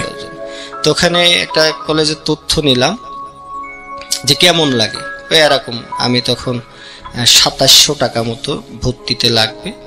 আমি ওখান থেকে এই 2700 টাকা জমানো আমার একটা তখন উদ্দেশ্য হয়ে গেল, যে ভর্তি হইতে হলে তো আমার টাকা তো জোগাড় করতে হবে। তো আমি খেয়ে না খেয়ে সবার কাছ থেকে অনুরোধ করে টিপস নিয়ে ওই টাকা আমি 2900 টাকা মতো, ওখানে এক ভাই ছিল তার কাছে আমি জমা রাখতাম ওই হোটেলে। তো ভর্তি কনফার্ম করছি আমি হলো ঢাকা কমার্শিয়াল কলেজ, ধানমন্ডি, এই জায়গায়। ওকে। এই চতুর সাইড ঘুরে আমি এখানেই দেখছি একটা কম, আবার ওই স্কুলটা দেখলাম যে একটা বাগান টাগার মতো, তো সরকারি, তাহলে তো অনেক সুযোগ সুবিধা পাবো। তো তখন আমি কমার্সের ব্যাকগ্রাউন্ডে ছিলাম, আবার এটা কমার্শিয়াল কলেজ ছিল। তো ওখানে গিয়ে তথ্য নিলাম যে 2700 টাকা লাগবে। আমি খুব খুশি যে এই টাকা তো আমার কাছে আছে, আমি এখানে ভর্তি হতে পারবো।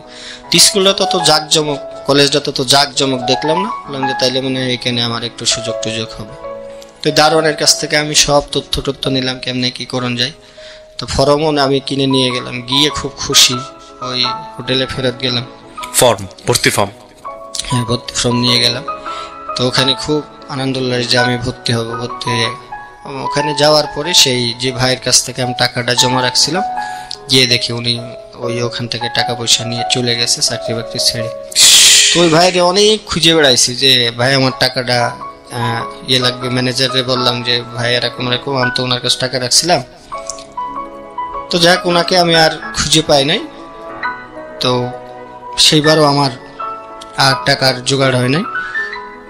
ওই বছরও আমার ড্রপ আউট আছে। শুধু এইটুকুর জন্য আপনার এই একটা বছর ড্রপ আউট? তো পরে ওই জায়গায় আর ওই ওনার যে জীবন গল্প, প্রিয় শ্রোতা, এটা উনি বলে যাচ্ছেন ধারাবাহিকভাবে, কিন্তু আপনারা যদি অনুভব করতে পারেন একটা রাতের কষ্ট, একটা মোমেন্টের কষ্ট, একটা দিনের কষ্ট, তাহলে ওনার জীবন গল্প দিয়ে একটা সিনেমা বানানো সম্ভব। It's a story, unbelievable story. এই জন্যই আমরা বলি জীবন নাটকের চেয়েও নাটকীয়। যখন টাকাটা নিয়ে গেল তখন আমি অনেক ওই ম্যানেজারকে বললাম যে ভাই এরকম, ওনার কাছ থেকে তো আমি টাকা জমা রাখছি। তো ম্যানেজার বললো দেখো এগুলো তো তোমাদের মতো আসে যায়, ওর হিসাবে চাকরি ছেড়ে চলে গেছে। তো অনেক জায়গায় তার যা পরিচয় ছিল ওই আশপাশে আমি মনে করলাম যে সে হয়তো হোটেলে কাজ টাজ করবে। তো অনেক জায়গায় খুঁজলাম, তো পেলাম না। এদিকে ভর্তির সময়ও পার হয়ে গেল। তো মনের কষ্টে ওই হোটেলের ওইদিকে কাজটা ছেড়ে দিয়ে যে আমার তাহলে তো আর কোথায় ডেট আছে দেখলাম যে তখন সবগুলোই ডেট 2-5 দিনের মধ্যে সবগুলো কলেজেরই ভর্তির সময় শেষ হয়ে যাবে। তো যাক, সে বছর আমার আর ভর্তি হতে পারলাম না, টাকাও আর জোগাড় করতে পারিনি। পরে আমি ওই জায়গায় ছেড়ে আমি চলে গেলাম যে না, এইটাতে 10 টাকা 5 টাকা দিয়ে আমার আসলে হচ্ছে না, আমার টাকাটা জোগাড় করতে হবে। তো নয় 3,000 টাকা 2700 টাকা আমার কাছে একটা চ্যালেঞ্জ মনে হলো। তো তখন আমি চলে গেলাম ওই জায়গার থেকে ইয়ে করে বাদামতলি, যে ফল টল ভ্যানে টেনে ইয়ে করে দিলে আমি কিছু টাকা পাবো। তো বাদামতলি যখন ওই ফলের যে কার্টুনগুলো থাকে, কার্টুনগুলো ভ্যানে টেনে উঠাই দিলে বা একটু বাইরে দিয়ে আসলে, এক কথায় তখন হলো আমি লেবারের যে কাজটা আমি তখন শুরু করলাম। তো ওখান থেকে কাজ টাজ করার পরে অনেকদিন, প্রায় 1,000-2,000 টাকা। তো এর মধ্যে এই যে ঘুমানোর যে বিষয়গুলো ছিল, এগুলো হলো রাত্রে কিন্তু অনেক ঢাকা শহর আমি অনেক হেঁটে হেঁটে কাটাইছি। যে ঘুমানোর জায়গা নাই, যে কোনো জায়গা দাঁড়াইলে বা একটু সুযোগ পাইলে যেখানে ঘুমাইলে এটা হয়তো উঠাই দিছে। তো বাদামতলি যখন কাজ টাজ করি তখন একজনের সাথে ইয়ে হলো যে তুমি এই কাজটা না করে তুমি একটা ব্যবসা করো। তো ব্যবসা আমি কিভাবে করবো? এই যে ফল নিয়ে তুমি যদি বেচো তাহলে তোমার তো টাকা নাই। তো তখন উনি ওই যে কাজ করলাম কিছুদিন, কাজ করার পরে সদরঘাটে আমার কিন্তু অনেকদিন আমার ঘুমানোর ইয়ে আছে। সদরঘাটে কোথায় ঘুমাতেন? স্টেশনের এই ইয়েগুলোতে, মানে যেখানে একটু সুযোগ পাইতাম যে ফাঁকা জায়গা, এই জায়গায় কেউ কিছু বলবে না, তাহলে সেখানে থাকি। হয়তো কিছুক্ষণ পরে বকাঝকা করলে উঠে চলে গেছি। তো টাকাগুলো তখন আমি এই প্যান্টের যে ভাঁজ থাকে, আর রাত্রেবেলা থাকলে আমাদের কাছে ওই ছিনতাইয়ের বিষয়গুলো 2-3 জন ধরে টাকা পয়সা নিয়ে নিত। তখন আমি ওই প্যান্ট এই বেল্টের নিচ দিয়ে একটা কেটে ওর ভিতরে যে ডাবল সেলাই থাকতো ওর ভিতরে আমি গুছাই রাখতাম। প্যান্টের নিচে যে ভাঁজ থাকে এইটার ভিতরে টাকা ঢুকা রাখতাম। হ্যাঁ, তখন রাখতাম যাতে সারাদিন মনে করেন যে যাই হোক আমার ওই টাকার প্রতি একটা ইয়ে থাকতো, যে টাকা জমাতে হবে আমাকে ভর্তি হওয়ার জন্য। 700-800 টাকা যখন হলো তখন আমি 1 কার্টন ওই যে আপেল নিয়ে একজনের কাছ থেকে পাল্লা টাল্লা কিনে আমি তখন ব্যবসার জন্য, এখন ওই এলাকায় তো হবে না, তখন চলে আসলাম এই যে শহীদ সরোয়ার্দী মেডিকেল কলেজের এই সামনে। তো ওখানেও দেখলাম যে এক ধরনের, এখানে বসলে উঠাই দেয়, এখানে বসলে উঠাই দেয়, ইয়ে করতে দেয় না। এই জায়গায় চলে আসার উদ্দেশ্য হলো এই যে কলেজটা আমার আশপাশে আছে, আমি যা কিছু করবো, যেহেতু এটা ধানমন্ডির ওই যে কমার্শিয়াল কলেজটা, তখন যে এই আশপাশেই আমার একটা অবস্থান করতে হবে। আর প্রতিদিন ওই কলেজের খোঁজ রাখতাম, আবার কবে ফর্ম ছাড়বো, এইভাবে যাক তখন টাকা পয়সা কিছু, আমি ওখানেও ফলের দোকানদারি করেছি, ফল বিক্রি করছি, ওখানে চার দোকানদারি করছি। তো দিন রাত পরিশ্রম করতে করতে আমার পুরা জন্ডিস হয়ে যায়। জন্ডিস যখন হয়ে গেল তখন ওই যে ডাব পড়া, কেউ কবিরাজি বুদ্ধি দেয়, এটা বুদ্ধি দেয়, ওখানে থাকতে থাকতে তখন কয়েকজনের সাথে পরিচয় হয়েছে। তো আমার এই যে 2 হাত এখনো কাটা আছে, তো কবিরাজের বুদ্ধিতে আমার 2 হাত কাটতে হয়েছে যে জন্ডিস নামাবে। আমার এই যে 2 সাইডে এখনো কাটা, কিন্তু এই যে আপনার শরীর থেকে জন্ডিস নামাবে। হ্যাঁ, জন্ডিস কবিরাজের বুদ্ধিতে কাটতে হয়েছে। হ্যাঁ, হলুদ হয়ে গেছে। আচ্ছা। তো তখন ওই যারা বুদ্ধি দেয়, কেউ ডাব পড়া দেয়, কেউ গাছ বেঁধে দেয়, বেঁধে দিলে আমার 72 ঘন্টার মধ্যে জন্ডিস ভালো হয়ে যাবে। তো জন্ডিস আর ভালো হয় না। এখন ওই যে 7 রাস্তা এখানে এক কবিরাজ ছিল, উনি হাতে গাছ বেঁধে দিবে।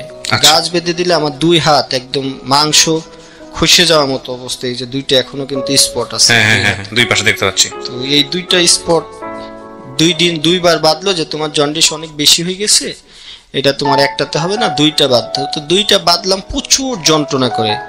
তো তারপরে জন্ডিস ভালো হলো না। তো বললো যে আমার দ্বারা এটা হবে না। তো মোহাম্মদপুর তাজমহল রোডে ওখানে একজন ডাব পড়া দেয়, তার কাছে গেলাম। তো যে যেখানে যাইতে বলে সেখানেই আমি যাই। আমার জন্ডিস আর ভালো হয় নাই। তো তখন হলো, কারণ সারা রাত ওই যে দোকানদারি করতাম, দিনে ফল বেচতাম, এই খাওয়া দাওয়ার ঠিক নাই, ঘুমানোর ঠিক নাই। তো এইটার কারণেই মূলত আমার জন্ডিসটা হয়ে গেছে। তারপর আমার লক্ষ্য ছিল যে আমার ওই 3000 টাকা আমাকে জোগাড় করে আমার, আর তখন আমি ওই যে সামনে যে মুক্তিযুদ্ধের একটা ছিল, শহীদ সরোয়ারদের সামনে মুক্তিযুদ্ধের একটা বিল্ডিং ছিল, এখন এটা ভেঙে অনেক বড় হয়ে গেছে। ওইটার পাশে আমি কিছুদিন একটা বক্স মতো করে কাঠ দিয়ে একটা বড় 3-4 হাত জায়গা মতো নিয়ে, তো যাই তখন আমার কিছু টাকা হয়েছিল, একটা বক্স মতো করে ওই ফল টল যে রাখতাম, আর ভিতরে কাউকে জানাইতে দিতাম না, রাত্রেবেলা চুপ করে ওই বক্সের ভিতরে গিয়ে আমি ঘুমাই থাকতাম। তো এখানে ঝড় বৃষ্টি যাই হোক, উপরে তিরপল দেওয়া আমার, তো ওখানে ফলের ব্যবসা করতাম। তো কিছুদিন ওই যখন একটা দোকান দিলাম, তখন ওই জায়গাটা আবার মানুষের নজরে পড়লো। তখন এই দখল নিয়ে নেয়, ও দখল নিয়ে নেয়। মুক্তিযুদ্ধের এখান থেকে পোলাপানে এসে যে দোকানকে চালায়, এটা টাকা দিতে হবে এরকম। তো আমি বললাম যে ভাই এরকম এরকম, আমি তো করি না, এখানে দোকান করতে হলে টাকা দিতে হবে। তখন একটা নির্ধারিত ছিল যে এই টাকাটা, তাও আমি দিয়েছি। তো কিছুদিন পরে ওইগুলো পুলিশে ভেঙে টেঙে দিল। তা আমার সব চালানটা যেটা গুছাইছিলাম তখন ওই দোকানটার মধ্যে সব ছিল, তো পুলিশে ভেঙে দিল, ফল টল ওখান থেকে নিয়ে চলে গেল। তখন আবার আমি শূন্য হয়ে গেলাম। তো তখন জীবনের গতিপথটাই যে না, এইভাবে তো আসলে আর, মানে তখন আপনি ইন্টারমিডিয়েটে ভর্তি হতে পারেননি? না, তখন তো ওই যে টাকা মেরে দেওয়ার পরে তো আমার আর সুযোগ হয় না। এখন এই আশপাশেই রয়েছি। তো ফলের দোকান ওইগুলো যখন ভেঙে দিল, তখন আর আমার হলো না, মনটা খুব খারাপ হয়ে গেল যে এখন কি করব। তখন একটা এই যে ফার্ম গেটের এই জায়গায় একটা স্টুডিওতে আমি কাজ নিলাম। তো স্টুডিওতে কাজ নিলে তো উনি আমার বেতন ধরলো তখন 1600 টাকা। তা 1600 টাকা নিজের খাইতে হবে, থাকতে হবে। তো তারপরেও যেহেতু এখন আর পুঁজিপাট্টা নাই, তো কি করব। তখন ওই সাইডে খুব কমের মধ্যে একটা ছিপ ভাড়া নিলাম। ওই যে গিয়ে দেখলাম যে ওই মালিককে বললাম যে আমার তো থাকার জায়গা নাই, কেমনে কি করব। বলে তুমি এই যে এলাকা পানে যাও, এই এলাকায় গেলে সিট ভাড়া পাবা। তো সব সিট ভাড়া দেখি বেশি বেশি বেশি। তো তখন ওই গার্মেন্টসে যেসব ছেলে মেয়েরা থাকে তাদের সাথেই এটা একটা সিট নিলাম, 300 টাকা ভাড়া। 300 টাকা না 280 টাকা যেন একটা রুমের সিট ভাড়া। তো ওখানে থাকি, এই জায়গাতে কাজ করি। তো ওখানে তখন কম্পিউটার ওনারা সবাই ইউজ করে। আমার তো অফিসে তখন আমি ওই অফিসে জাস্ট সার্ভিসম্যান হিসেবে কাজ করছি। তো তখন কম্পিউটারটার প্রতি আমার খুব নেশা, যারা কি করে না করে আমার একটু দেখতে। তো ওখানে কাজ করি আর ওখানে গিয়ে থাকি। এই খাওয়া দাওয়ার বিষয়টা কিন্তু দীর্ঘদিনই আমার রয়েছে। তো 1 সপ্তাহ যাইতে না যাইতে মানে বিকাল হইলে আমার খুব কষ্ট লাগতো, মানে ক্ষুধায়। যে তখন মালিককে বলতাম যে আঙ্কেল নাস্তা আনবেন না, নাস্তা আনবেন না। তো মালিক একদিন অনেক চিল্লাছিল, নাস্তার সময় হইলে নাস্তা, তোমার কারো কোনো মাথা ব্যথা নেই, তো নাস্তার বেলায় চিল্লাচিল্লি করো। আমি আর কোনোদিন ওনার কাছে নাস্তার পানির কথা বলতাম না।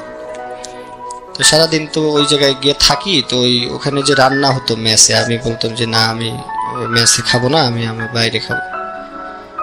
তো ওই সিট ভাড়া দিতাম, কিন্তু খাওয়ার বিষয়টা আমার অনিশ্চিত ছিল, হয়তো কলা রুটি খেয়ে আমি দিন কাটাচ্ছি।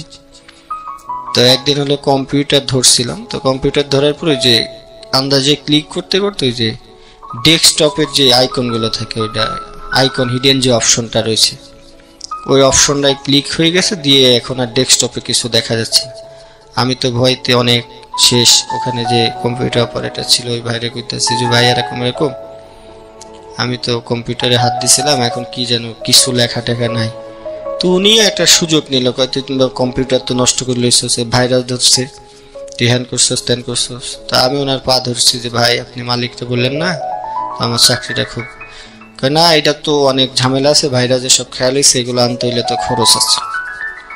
ভাই আমি বেতন পাইলে আপনারে আমি সব দিয়ে দিম, কয় টাকা লাগে বলেন? এইটা প্রায় 300 টাকা লাগবে।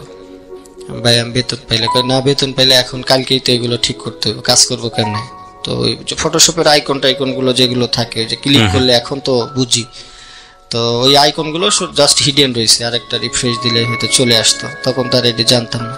তো বললো যে তুই আর কোন দিন কম্পিউটার ধরবি? আমি না ভাই ধরবো না, এবার মতো মাফ করে দেন। ভাই ঠিক আছে, আমি 300 টাকা দিচ্ছি, দিয়ে এটা ঠিক করে আনতেছি, তুই মালিকের কাছ থেকে টাকা নিয়ে আমার আজকে কালকের মধ্যে। তো মালিকেরকে অনেক রিকোয়েস্ট করে যে আঙ্কেল আমার 300 টাকা লাগবে। তো ভাই তুমি কাজ করছো কয়দিন, টাকা তো এইভাবে অ্যাডভান্স দেওয়া যাবে না। তো মালিকও দেয় না, ওনারও বলি যে ভাই আপনি একটু, আমি তো টাকা দিয়ে কম্পিউটার ঠিক করছি। তো উনি যা কি ঠিক করে আর একজনকে ডাক দিল, এটাই তো বন্ধুরে অন্য কাজের জন্য ডাক দিছে, কিন্তু আমারে বলছে যে এটা ঠিক করার জন্য ডাক দিছে। তো উনি আমার কাছ থেকে 300 টাকা ওই সময়, আমি 17-18 দিন পরে যখন টাকা পাই ওনাকে দিছি, দেওয়ার পরে আর আমি কোনোদিন কম্পিউটার ধরি নাই। তো তখন আমার মনে হলো যে এই কম্পিউটারটা আমার শিখতে হবে। তো এখন 9টায় আমার ডিউটি হয় ওই স্টুডিওতে, আর এদিকে স্টুডিও উনি মাঝে মাঝে ভিডিও করতে পাঠায়, এটা করতে পাঠায়। তো ডিউটি ছিল সকাল 9টা থেকে রাত্র 10টা পর্যন্ত দোকান খোলা থাকবে। এরপরেও আমার উনি 10টা-11টা পর্যন্ত আমাকে খাটাইছে। তো খাটানোর পরে তখনও কিছু মনে করি নাই, তখন মনে হতো যে কম্পিউটারটা জানলে ওই যে অপারেটর ভাইয়ের যে বেতন, তখন ওই অপারেটরের বেতন ছিল মানে 2800 টাকা, 2800 বা 3200। আমি যদি শিখতে পারতাম, ওই অপারেটরের কত রেসপেক্ট করে মালিক, তার যা বলে তাই শুনে। আর আমার তখন মনের মধ্যে আমার খুব কষ্ট যে কম্পিউটারটা যদি আমি জানতাম, তো ওনার কাছে জানতে চাইতাম যে ভাই এটা কি দিয়ে কাজ করেন, কেমনে করেন। তো উনি এগুলো শিখাইতে চাইতো না, তাই এগুলো বহুত কঠিন কাজ, আমরা এটার ইঞ্জিনিয়ার এটা সেটা বলে আমাকে দাবায় রাখতো যে এটা করো ওইটা করো। আমরা মূলত অফিসে এখন যেগুলো করি, যে পিয়ন বা যারা সহকারী থাকে, তাদেরকে যারা ভালো এক্সপার্ট আছে, এরা সহজেই এখনো আমাদের ভিতরে এই কাজগুলো করে, যে সে শিখে গেলে হয়তো আমার কদর কমে যাবে। কিন্তু আসলে আমি জানি না এগুলো কতটুকু সত্য। তো ওনারা যখন কাজ করতো মনে হতো কম্পিউটারটা কি যেন একটা জিনিস, তারা আমাকে ধরতেই দেয় না, আশপাশে আসতেই দেয় না। যদি একদিন কম্পিউটার অনটাও আমাকে করতে বলছে, তা আমার সে খুশি মনে হয় আর পৃথিবীতে কেউ হয় নাই, যে আজকে কম্পিউটারটা তো অন্তত আমি অন করতে পারছি। তো তখন করলাম যে ওই ডিউটি শেষে ছুটি, তখন মানুষ যখন খুব বেশি অসহায় হয় তখন সমাজের সব মানুষই সুযোগ নেয়। ওনাদের সপ্তাহে একদিন ছুটি আছে, কিন্তু আমি 30 দিনই আমাকে ডিউটি করতে হয়, 30 দিনই ডিউটি করতে হয়। তো এরকম 3-4 মাস ওখানে ডিউটি করার পরে আমি কিছু টাকা ওখানে জমানোর পরে যে ওই জায়গাতে আমি আর চাকরি করব না। তো তখন আমি এই ফার্মগেট এই এরিয়া ছেড়ে চলে গেলাম মিরপুর 10-এ। মিরপুরে কাজ করার পরে ওখানে আমার কিছু প্রমোশন হলো, যে আমি যেহেতু একটা স্টুডিওতে কাজ করেছি, ওই জায়গায় আমি মিরপুর ডিজিটাল কালার ল্যাব ওইটার নাম। তো ওখানে আমি কাজ যখন জয়েন করলাম, যে স্টুডিওর কোনো কাজই তো আমি পারি না, ছবি টবিগুলো তুলতে পারি, এগুলো একটু ভালো আমার জানা আছে। তো ওখান থেকে একটা আসলো যে আমি কম্পিউটারটা, তখন একটা ভাই ছিল যে এরকম, তখন শুধু ছবিটা কাটতে পারলেই হলো আর প্রিন্টটা দিতে পারলে, এইটা একটা স্টুডিওর বড় একটা প্রসেসিং ছিল। তো আমি এক ভাই ছিল ইঞ্জিনিয়ার ফুজির, ওনাকে আমার কাছে টাকা ছিল তখন 700, ওনাকে আমি দিলাম যে ভাই আপনি আপনার পায়ে পড়ি, আপনি আমার এই কাজটা শিখাই দেন। শিখাই দিলে আমার এখানে আমি যে কয়দিন আসি, দেখো আমি তো থাকবো না, বাইরে চলে যাবো, আমি তোমাকে শিখাই দেবো লালন, তোমার আমি কথা দিচ্ছি। আমাকে ভাই প্লিজ ঠিক আছে তুমি কাজের সময়, মালিক থাকলে তো ঝামেলা করবে, তখন মালিক যখন না থাকবে ভাই এটা একদম সহজ কাজ, তুমি শুধু মাউসটা ঘোরানো আগে শিখো, এরপরে আমি বাকিগুলো। তো উনি যাই হোক আমাকে একটু সুযোগ দিল, পরে কম্পিউটারটা উনি আমাকে শিখাইছে ছবি টবি এডিট করা। এরপরেই যাই হোক আমি একটু তখনই হলো সমাজে একটু দাঁড়াইলাম, তখন আমি ওই জায়গায় বেতন পাই। বেতন পাওয়ার পরে যেহেতু আমি এখানে পিয়ন হিসাবে কাজ জয়েন করলাম, তো ওই জায়গায় যেহেতু আমি মর্যাদা দেওয়া পাবো না, হালকা একটু কম্পিউটার যেহেতু শিখছি, তখন আমি ওই জায়গায় শিফট করে আবার চলে গেলাম ওই যে মিরপুর 1-এর ওই সাইডে এশিয়া স্টুডিও নামে এখনো আছে ওইটা, ওখানে আমি কাজ জয়েন করলাম। তখন ওরা আমার বেতন ধরলো 3800 টাকা, একটু প্রমোশন আরও একটা হলো। তো তখন যাক এইভাবে করতে করতে 1 বছর পরে আমি কলেজে ভর্তির আবার সুযোগ আসলো। তখন আমি বাসা ওই সাইডে না নিয়ে, যেহেতু এই ফার্ম গেটে আমি তখন থাকতাম তেজকুনি পাড়াতে, তো তখন আমি ওই ঢাকা কমার্শিয়াল কলেজে ভর্তি হওয়ার সুযোগ পেলাম। সুযোগ পেয়ে এখন ওই মালিক তো সেই আবার ক্লাসে যাওয়ার ঝামেলা জটিলতা তৈরি হয়ে গেল। এদিকে মালিক সকালে যাইতে বলে আমার ওদিকে কলেজ, আমি তখন নিয়ত করলাম যে কলেজে আমি যাবই। তো কলেজে চ্যালেঞ্জ কয়েকদিন করার পরে এই যে অর্থের কাছে আমি আবারও পড়ে যাই। তখন ওই জায়গায় মালিককে বললাম যে ভাই আমারে 2-1 দিন সুযোগ দিতে হবে, আমি একটু কলেজে যাব। তো মালিকটা খুব ভালো ছিল, ঠিক আছে যে 2 দিন ওই 2 দিনই, আর কিন্তু করা যাবে না, লেট করা যাবে না, আমাকে এই 2 দিন দিলেই হবে। তো যাই হোক আমি সপ্তাহে 2 দিন ঢাকা কমার্স কলেজে যেতাম, কমার্শিয়াল কলেজটা ছিল এটা তেজকুনি পাড়াতে, তখন আমি থাকি। তো এখানে থাকার পরে যেটা হতো যে ওখান থেকে যে রাত্রেবেলা পড়বো, এই পড়ার সুযোগ, তো যে হোস্টেলে থাকতাম সবাই, হোস্টেল বলতে একটা বাসা বাড়ি মতো মেস টাইপের ছিল, তো সেখানে ওই রাত্রেবেলা সবাই গার্মেন্টসে কাজ করে, তো ওরা তো রাতে ঘুমায়, আমি রাত্রেবেলা এসে 10টার পরে পড়ালেখা করলে সবারই বিরক্তি। তো ওখানে আমার হোস্টেল থেকে নোটিশ দিয়ে দেওয়া হলো এই বাসার যে আন্টি ছিল যে না এখানে থাকা যাবে না, রাত্রেবেলা পড়ালেখা করলে সবাই গার্মেন্টসে কাজ করে, ওরা ভোরবেলা যেতে পারে না। তো ওখান থেকে প্রায় যেই পড়াটা শুরু করলাম, তখন আবার এই আবাসন যে স্থানটা ওইটা আমাকে ত্যাগ করতে হলো। একদিন ঝগড়া বিবাদ করে আমাকে ভাঙতি মাসের মধ্যে আমাকে বাইর করে দেয় যে এখানে তো থাকা যাবে না এই ব্যাপার। উনি ঢাকা শহরের সবাই একটু প্রফেশনাল, তো সেখানেও আবার যেহেতু ঢাকা শহরে ম্যাচ পাওয়া যায়, আমি অন্য জায়গায় ম্যাচ নিলাম, ওই 4-5 দিন পরে জটিলতা। তো তখন চিন্তা করলাম যে বাসার সাথে যেখানে ওই মানে রোডের যে লাইটগুলো জ্বলে এমন একটা বাসা নিব যাতে ওই লাইটের এটা আমি জানলার পাশে যাতে থাকলে, এইটা খুঁজে মনের মতো তো আসলে বাসা পাওয়াও কষ্ট। তো গরমের মধ্যে লেপ বা খাতারটা গায়ে দিয়ে আমি এরকম আলো করে আমি পড়ালেখা আমি করেছি। তো এই কলেজেও টিচাররা কিন্তু সেই 7-8-এ যে ঘটনাগুলো এখানেও ক্লাসে যায় না, অপমান অপদস্থ। তো আমি খসাকাই ছিলাম, আমার রোল ছিল এখানে 90 আর 91 ছিল একটা মেয়ে। তো মেয়েটা একটু পাগলি টাইপের ছিল আর কি, সবাই বলতো। তোর সাথে আমার খুব মিল, ওর কাছ থেকে আমি তথ্য নিতাম, আর এখানে তো যাওয়া হয় নাই। তো যাক প্রথম পরীক্ষা পরীক্ষা দিয়ে যখন ইন্টারমিডিয়েট ফার্স্ট ইয়ার শেষ হয়ে যাবে, পরীক্ষা দিয়েছি আমি, কিন্তু আমার সব খাতায় দেখাইছে অ্যাবসেন্ট। তো আমি রেজাল্ট নিতে গিয়ে দেখি যে আমি পরীক্ষাই বলে দিই না, আমি টোটাল ফেল। তো আমি সে প্রিন্সিপাল স্যারের কাছে আমি গিয়ে বললাম যে স্যার আমি পরীক্ষা দিছি। কয় না তোমার তো প্রেজেন্টই তো নাই। আমি স্যার প্রেজেন্ট নাই, ঠিক আছে স্যার আমি কাজ করি এই জন্য স্যার আমি আসতে পারি নাই। তো ওই স্যারটার এটা আমার মনে হয় এই ভাগ্যটা অনেকটা ভালো। তো ওই স্যার আমার কোনো কথাবার্তা শুনলো না, যে সব স্যারে কি তোমাকে ফেল দিচ্ছে। আমি কই স্যার দেখেন শুধু একটা সিগনেচার না স্যার, আমি অনেক পড়ে তারপরে এতগুলো সাবজেক্ট পরীক্ষা দিচ্ছি স্যার, কোনোভাবে একটা সুস্থ মানুষের পক্ষে এই ভুল হবে। উনি আমার কথা শুনে নেয়, যেহেতু আমি ক্লাসে যাই না, এইটা একটা আমার সবচাইতে বড় অপরাধ যে আমি ক্লাসে যাই না। তো স্যার আমার কথা শুনে নেয়। তো ওখানে এখন ওই স্যারটা হয়তো আমার ওইবার রেজাল্ট হয় নাই, 7-8 দিন পরে আমার ভাগ্যটা খুবই ভালো আমি বলবো, ওখানে নতুন প্রিন্সিপাল স্যার আসলো। এই ঘটনাটা কিন্তু আমার এর আগের লাইফেও একবার ঘটেছে। তো স্যার সবাই ক্লাসে যাচ্ছে, 2nd ইয়ার উঠে গেছে, আমি 1st ইয়ারে এখনো রেজাল্ট আটকানো। তো এই নতুন স্যার আসলে কিন্তু যে কোনো একটা হেড অফ ডিপার্টমেন্ট যদি কেউ থাকে, সে নতুন আসলে পরিবেশ অনেকটাই সে যাচাই বাছাই করার জন্য চেষ্টা করে। তা আমি ওই ওনার রুমের সামনে দিয়ে বারবার আপ ডাউন করি, ঢোকার দ্বারা অন্ত ঢুকতে দেয় না, নতুন স্যার আসছে। তো উনি ফলো করে যে যখন উনি নামাজের সময় বাইরে হবে তখন ধরছি, স্যার এরকম এরকম, তুমি কি কলেজের স্টুডেন্ট? আমি জি স্যার। কি সমস্যা, তুমি ক্লাসে না গিয়ে? আমি কই স্যার আমার ফার্স্ট ইয়ারে আমি পরীক্ষা দিছি, কিন্তু সব স্যার আমাকে অ্যাবসেন্ট দেখাইছেন, পরীক্ষা দিই না। পরে কয় তুমি কথা কি বুঝে বলতেছো, যে স্যারদের বিরুদ্ধে কথা বলতেছো, যে স্যারদের সাথে কি তোমার শত্রুতা আছে? আমি না স্যার, আমি পরীক্ষা দিছি। পরীক্ষা দিলে তোমার এক স্যারে হয়তো অ্যাবসেন্ট দেখাবে, আর অ্যাবসেন্ট দেখানো হয়তো ফেল করছো, তাই জন্য হয়তো ফেল দেখাইছে, অ্যাবসেন্ট দেখাইছে বলছে কি? আমি স্যার গণহারে সবগুলোতেই আমাকে অ্যাবসেন্ট দেখানো হয়েছে। পরে বললো যে তুমি এখানে দাঁড়াও। দাঁড়াইলো, যে আমার যে পরীক্ষার সময় হাজিরা খাতা, ওই খাতাটা নিয়ে আসেন। পিয়নরে বললো নিয়ে আসতে। তা স্যার ওর খাতার কি অবস্থা দেখেন তো, হাজিরা খাতা। দেখলো যে সই আছে। আমাকে আমার পিছনে এই ছিল, আমাকে এই ছিল, আমি এইভাবে স্যার পরীক্ষা দিছি। তো বললো ফেল করবে কেন, তুমি যদি ফেল করো তাইলে হয়তো, তো যেহেতু পুরান খাতা অনেকদিন আগে রেজাল্ট পাবলিশ হয়েছে, মানে তো অনেক দিনে গ্যাপ পড়ে গেছে। তো স্যার তো আমার সাথে অনেক রাগারাগি। আর একটা স্যার আছে, উনি আমাদের অ্যাকাউন্টিং নিত, ওই স্যার এসে তো আমাকে ইচ্ছা মতো বকাবকি, বেয়াদব ছেলে তুমি কলেজে আসো না, আবার এখানে ঝামেলা তৈরি করছো, পরীক্ষায় হয়তো দাও নাই, ক্লাসে যে আসার সুযোগ পায় না, সে পরীক্ষা দিল কিভাবে?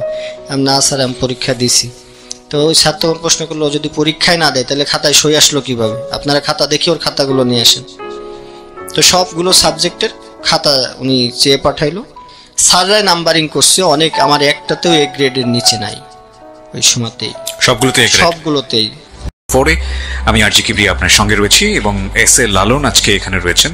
ওকে লালন ভাই, আমি কথা না বাড়ি আপনার কাছেই যাচ্ছি। তো স্যার তখন বললো যে আপনারা এটা কেন করছেন? তো তখন স্যারদের সাথে একটা উনি অনেক রাগারাগি করলো, যে সে ক্লাসে আসে না, ঠিক আছে, তার তো ন্যায্য, আপনারাই নাম্বারিং করছেন এই খাতায়, তারপরে সবগুলো গণহারে সেই ছেলে ফেল করে কিভাবে, আপনারা কোন যুক্তিতে এটা দিলেন? তো উনি অনেক বকাবকি করার পরে আমাদের ওই কলেজে ভালো রেজাল্ট করলো, ওই যে টাকাটা আমি জমা দিছি ওই টাকাটা বা রিটার্ন করার সুযোগ ওই কলেজে আছে। তো প্রিন্সিপাল স্যার যখন আমি হলো রেজাল্ট ভালো দেখলো, উনি দেখার পরে বললো যে তুমি এ যাবৎকাল কত টাকা জমা দিছো, সব টাকাগুলো আমি বৃত্তি হিসেবে উনি আমাকে ইয়ে করে দিল। যে এরপরে ওই যে স্যারের উনি অপমানই করছিল, ওই স্যার ক্লাসের মধ্যে আমাকে খুব অপমান করছে সবার সামনে, দু একদিন গেলে পারে অনেক বেশি কথা বলতো। তো তখন আমি বললাম যে স্যার, অর্থের মাপকাঠিতে যদি পরিমাপ করেন, হয়তো এখানে সবাই আপনার কাছে অনেক বেশি ট্যালেন্ট, কিন্তু এই আপনার যে ক্লাসে যেসব ছাত্রছাত্রী আছে, আপনি ক্লাসের বাইরে গিয়ে কোনো একটা ছেলেকে আমার সাথে কথা বলে বা যুক্তিতর্ক উপস্থাপন করে যদি আপনার তাদেরকে ট্যালেন্ট মনে হয়, তখন আপনি আমার বলেন। তো স্যার তখন আমাকে ক্লাস থেকে অনেক বকাবকি করে বাইর করে দেয়, যে তুমি আমার ক্লাস করবে না। Exactly, he is a born fighter. ও যে কথাটা বলেছে দুটো জায়গা থেকে ইম্পর্টেন্ট। একটা হচ্ছে প্রথম যে ঘটনাটা ঘটলো সেটাতে আপনারা দেখবেন যে ও শুধু চেষ্টা করে গেছে, তারপর ও লাক ওর ফেভারে ছিল না, কিন্তু গিভ আপ করেনি, এবং তারপর আল্লাহকে পুরস্কারটা দিয়েছে, এবং সেই পুরস্কারটা হচ্ছে ও রেজাল্টও হাতে পেয়েছে এবং স্কলারশিপও পেয়ে গিয়েছে, কারণ ও গিভ আপ করেনি। এবং এমন তো হতে পারতো যে হেডমাস্টারটা বদলি হয়নি, এমন তো হতে পারতো। মানে যেটা সিনেমাটিক, তার চেয়েও বড় সিনেমাটিক হচ্ছে লাইফ। আর সেকেন্ডটা হচ্ছে ও যেটা টিচারকে বলেছে যে কোনো স্টুডেন্টকে আপনি আমার সাথে প্র্যাকটিক্যাল ফিল্ডে আনেন, কারণ প্র্যাকটিক্যাল ফিল্ডে বাস্তব জীবনে ওর যে এক্সপিরিয়েন্স, সেই এক্সপিরিয়েন্সের ধারে কাছেও কেউ ছিল না ওই সময় ক্লাসে। ওর কথাটা 100% সঠিক। জি বলেন। তো তখন আমি ওখান থেকে ইয়ে করে, যা স্যারদের কোনো সময় স্যারদের সাথে ওই ধরনের ইয়ে করি নাই জীবনে, ওই দিনকেই আমি একটা প্রতিবাদ করছিলাম। তো তাকে এইভাবে, যেহেতু আমার প্রিন্সিপাল স্যার এর কাছে গেলাম যে স্যার এরকম এরকম, পরে উনি একদিন সবাইকে ডেকে বললো যে দেখেন, যে হয়তো কর্ম করে পড়ালেখা করার সুযোগ চাচ্ছে, আপনারা এটা করেন না, এগুলো ভালো জিনিস না। তো যাই হোক, তারপরে হলো আমার সাথে আর ওই ধরনের স্যারদের সাথেও ক্লাসেও দেখা হয় নাই, আর আমি ক্লাসে যেতেও পারি নাই। তো যাক, যেভাবে হোক ইন্টারমিডিয়েট হলো। ইন্টারমিডিয়েট আমার ওই যে ডাক্তার মালিকা বিশ্ববিদ্যালয়ে ওখানে পড়ছিল। তো অ্যাকাউন্টিংয়ের দিন আমার যে ওই একটা ফ্রেন্ড ছিল পিছনে, ও বারবার বলতেছিল যে তুই আমার হিসাব বিজ্ঞানটা দেখাবি, ওর সাথে আমার একটা কন্টাক্টই ছিল, ঠিক আছে তোকে দেখাবো। তো হিসাব বিজ্ঞানটা আমি অনেক ভালো পারতাম, কারণ কমার্সেও আমি ছিলাম, 9-10 যখন পড়েছি তখন আমি কমার্সে ছিলাম। তো ওকে দেখাইতে গিয়ে আমার দুর্ভাগ্যবশত আমার থিওরি লেখার পরে অঙ্ক 2-1টা করার পর ওকে দেখাইতে গিয়ে আমার খাতাটা কেড়ে নেয়। হলে আমার খাতাটা কেড়ে নিছে। তো আমি 1 ঘন্টা পরে যখন পরীক্ষা দিয়ে বাইর হয়ে চলে আসছি, সব মানুষজন আমার মুখ পানে চেয়ে রয়েছে, এই এক্সপেল করছে কেন, বা খাতা হয়েছে কেন, এটা সেটা। তো মানুষের মানে আমি তো কানতে কানতে বাইর হয়ে গেছি, স্যারে আমার কাছ থেকে খাতা নিয়ে নিছে, আমার খাতা দেয় না। তো উনি আমাকে বললো যে তোমাকে এক্সপেল করলাম না, কিন্তু তুমি পরীক্ষার হলে আর একজনকে দেখাচ্ছ। তো আমি কানতে কানতে বাইর হয়ে গেলাম, চলে গেলাম 1 ঘন্টার ভিতরে। তখন তো চতুর সাইডে গার্ডিয়ানরা থাকে, মানুষের অনেক রকম প্রশ্ন, মনে হয় নকল করতে গিয়ে ধরা পড়ছে, এ করতে গিয়ে ধরা পড়ছে, ও করতে গিয়ে ধরা পড়ছে। তো তারপর যাক ওখান থেকে বাইর হইলাম, রেজাল্টটাও অন্যান্য পরীক্ষাগুলো দিলাম চুপচাপ। যে দেওয়ার পরে তখন আমার এই হলো 2009 সালে আমার ইন্টারমিডিয়েট শেষ হলো। তখন আমার 2টা ডিগ্রি অর্জন হয়ে গেল। এরপর থেকে আমি যে পিছনের যে পারিপার্শ্বিক অবস্থানগুলো চিন্তা করলাম, করার পরে আমি এই পথ শিশুদের নিয়ে আমি তখন কাজ করা শুরু করলাম। তখন যে টাকাটা পাইতাম তার অধিকাংশই আমি এই পথ শিশুদের, তখন মনে হতো যে এত কিছু করে আমি তো এখন ইন্টারমিডিয়েট পাস করছি, আমি তো সমাজে এখন যে কেউ আমাকে একটা শিক্ষিত ছেলে বলবে, আমাকে আর নেগলেক্ট করার কোনো সুযোগ নাই। আমি সবার কাছে গিয়ে বলতে পারবো যে আমি পাস করছি, যেহেতু আমার 2টা ডিগ্রি অর্জন হয়ে গেছে। তো তখন আমি এই পথ শিশুদের নিয়ে কাজ করার চেষ্টা করলাম, যে ওদেরকেও যদি, এর ভিতরে অনেক ধরনের অপরাধ রয়ে গেছে যারা মানুষ,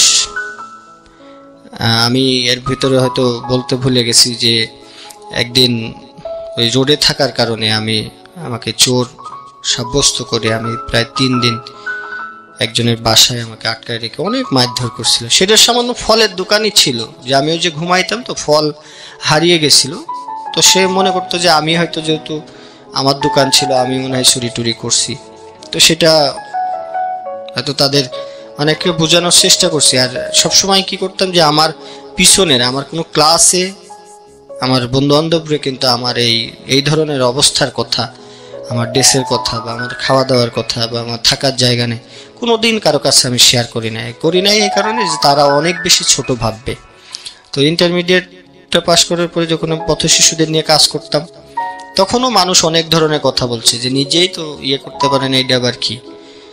তো তখন আমি তেজকুই পাড়ায় এই জায়গায়, ওই যে বস্তির ভিতরে ফার্মগেট আনোয়ারা পার্ক, এখানে করলাম, পোলাপানদেরকে নিয়ে পড়াইতাম, তাদেরকে কিছু কিনে খাওয়ানোর চেষ্টা করতাম।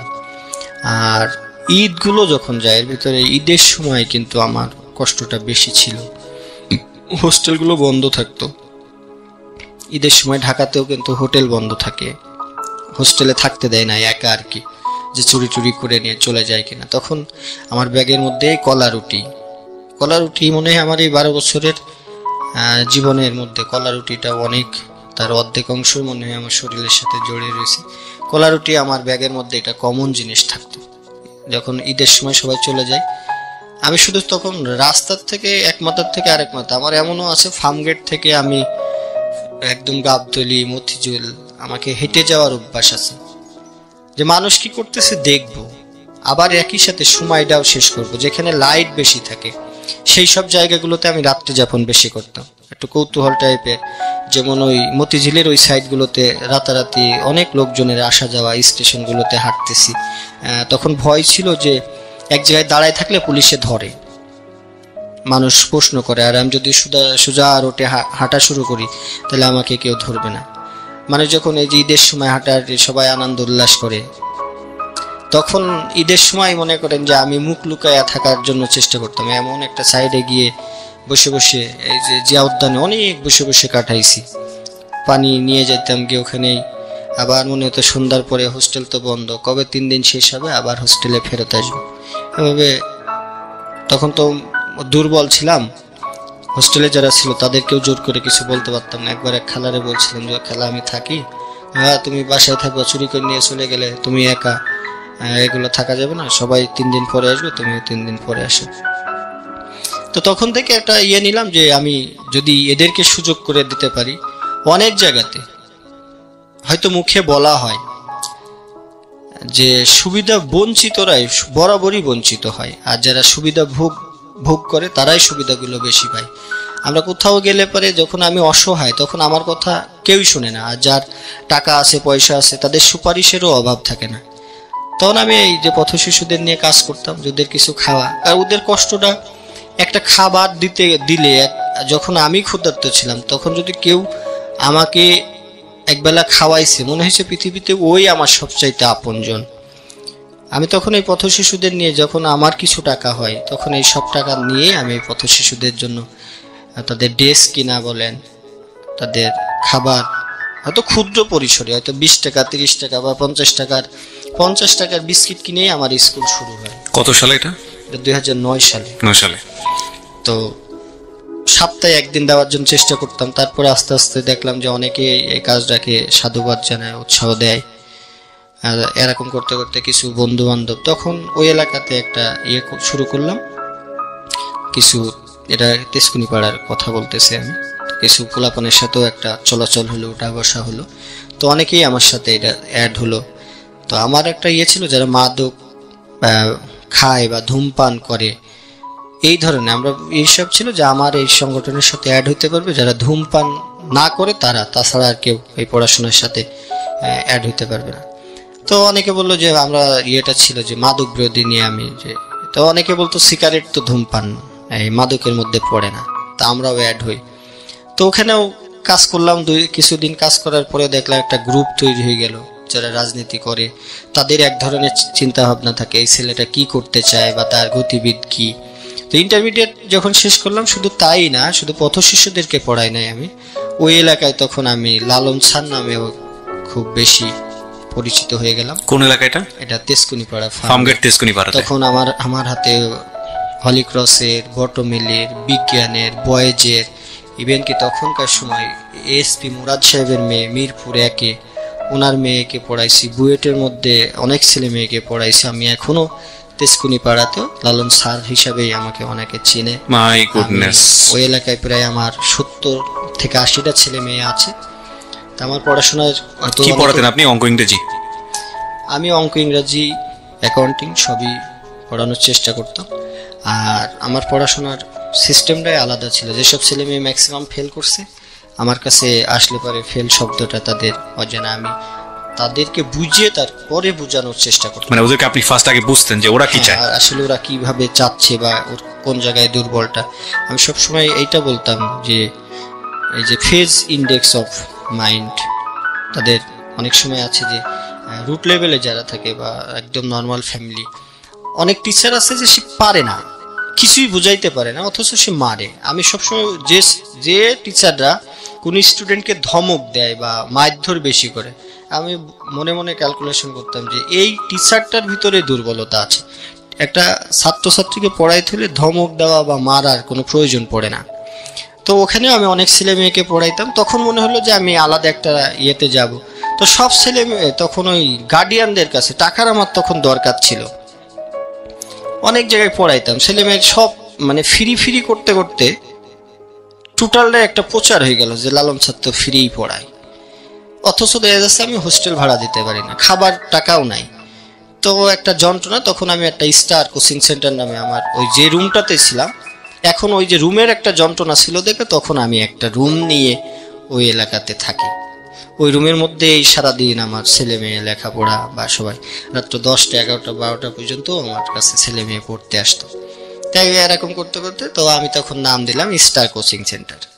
তা যাক, তখন আমি একটা ভালোই টিচার হিসাবে, কিন্তু 2-3 মাস 4 মাস যাওয়ার পরে ওই বাসা ভাড়া দেওয়ার আর সুযোগ আমার নাই, টাকা পয়সাও নাই, কারণ সবাই পড়ে যায়, আমার কাছে কেউ টাকা দেয় না। স্যার হিসেবে তখন কারো কাছে আমি টাকা চাইতেও পারি না, কিন্তু আমার 70-80 জন স্টুডেন্ট, সব ভালো ভালো ফ্যামিলির ছেলে মেয়েও পড়ে। কিন্তু তখন এখন অফিস যেটা নিয়েছি সেটা তো আমার ভাড়া দিতে হবে, ভাড়া না দিলে তো আর আমি ওখানে থাকতে পারতেছি না।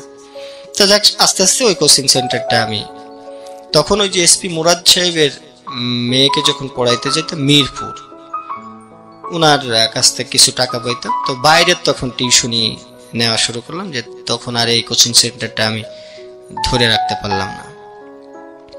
এরপরেই আমার হলো এইবার ভর্তি হতে হবে আমার অনার্স, এখান থেকে তো টাকা পাচ্ছি না, আবার অনার্সে ভর্তি হতে হবে। তো অনার্সে ভর্তি হবো, তখন হলো যে ওই কাজগুলো করতে গিয়ে দেখতাম যে যখন বস্তির মধ্যে যেতাম অনেক মানুষ নির্যাতিত হয়, বা সুদের ব্যবসা ট্যাবসা, সুদের উপর যারা টাকা নেয় তাদের উপর কি ধরনের অত্যাচার হয়।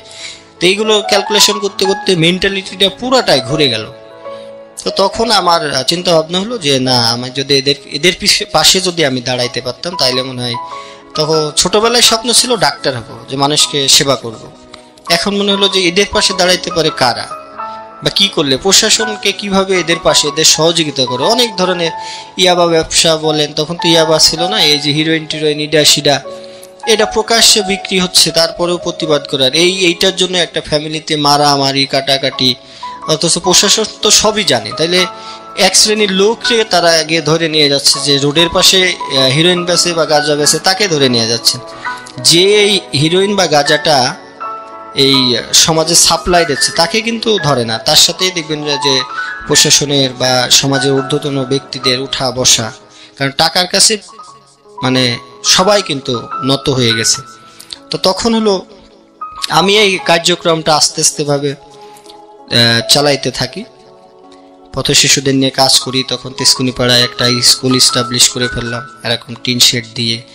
সেই স্কুলটাও কিছুদিন পরে ওই জায়গায় যারা ব্যবসা ট্যাবসা করে বা ইয়াবা ব্যবসা ট্যাবসা, তখন তো মানে কথা কি মাদক ব্যবসা যারা করে তারা ওই জায়গাটা দখল করে নিল। তো তখন আমার আবার একটা শত্রু তৈরি হয়ে গেল। শত্রু কি টাইপের?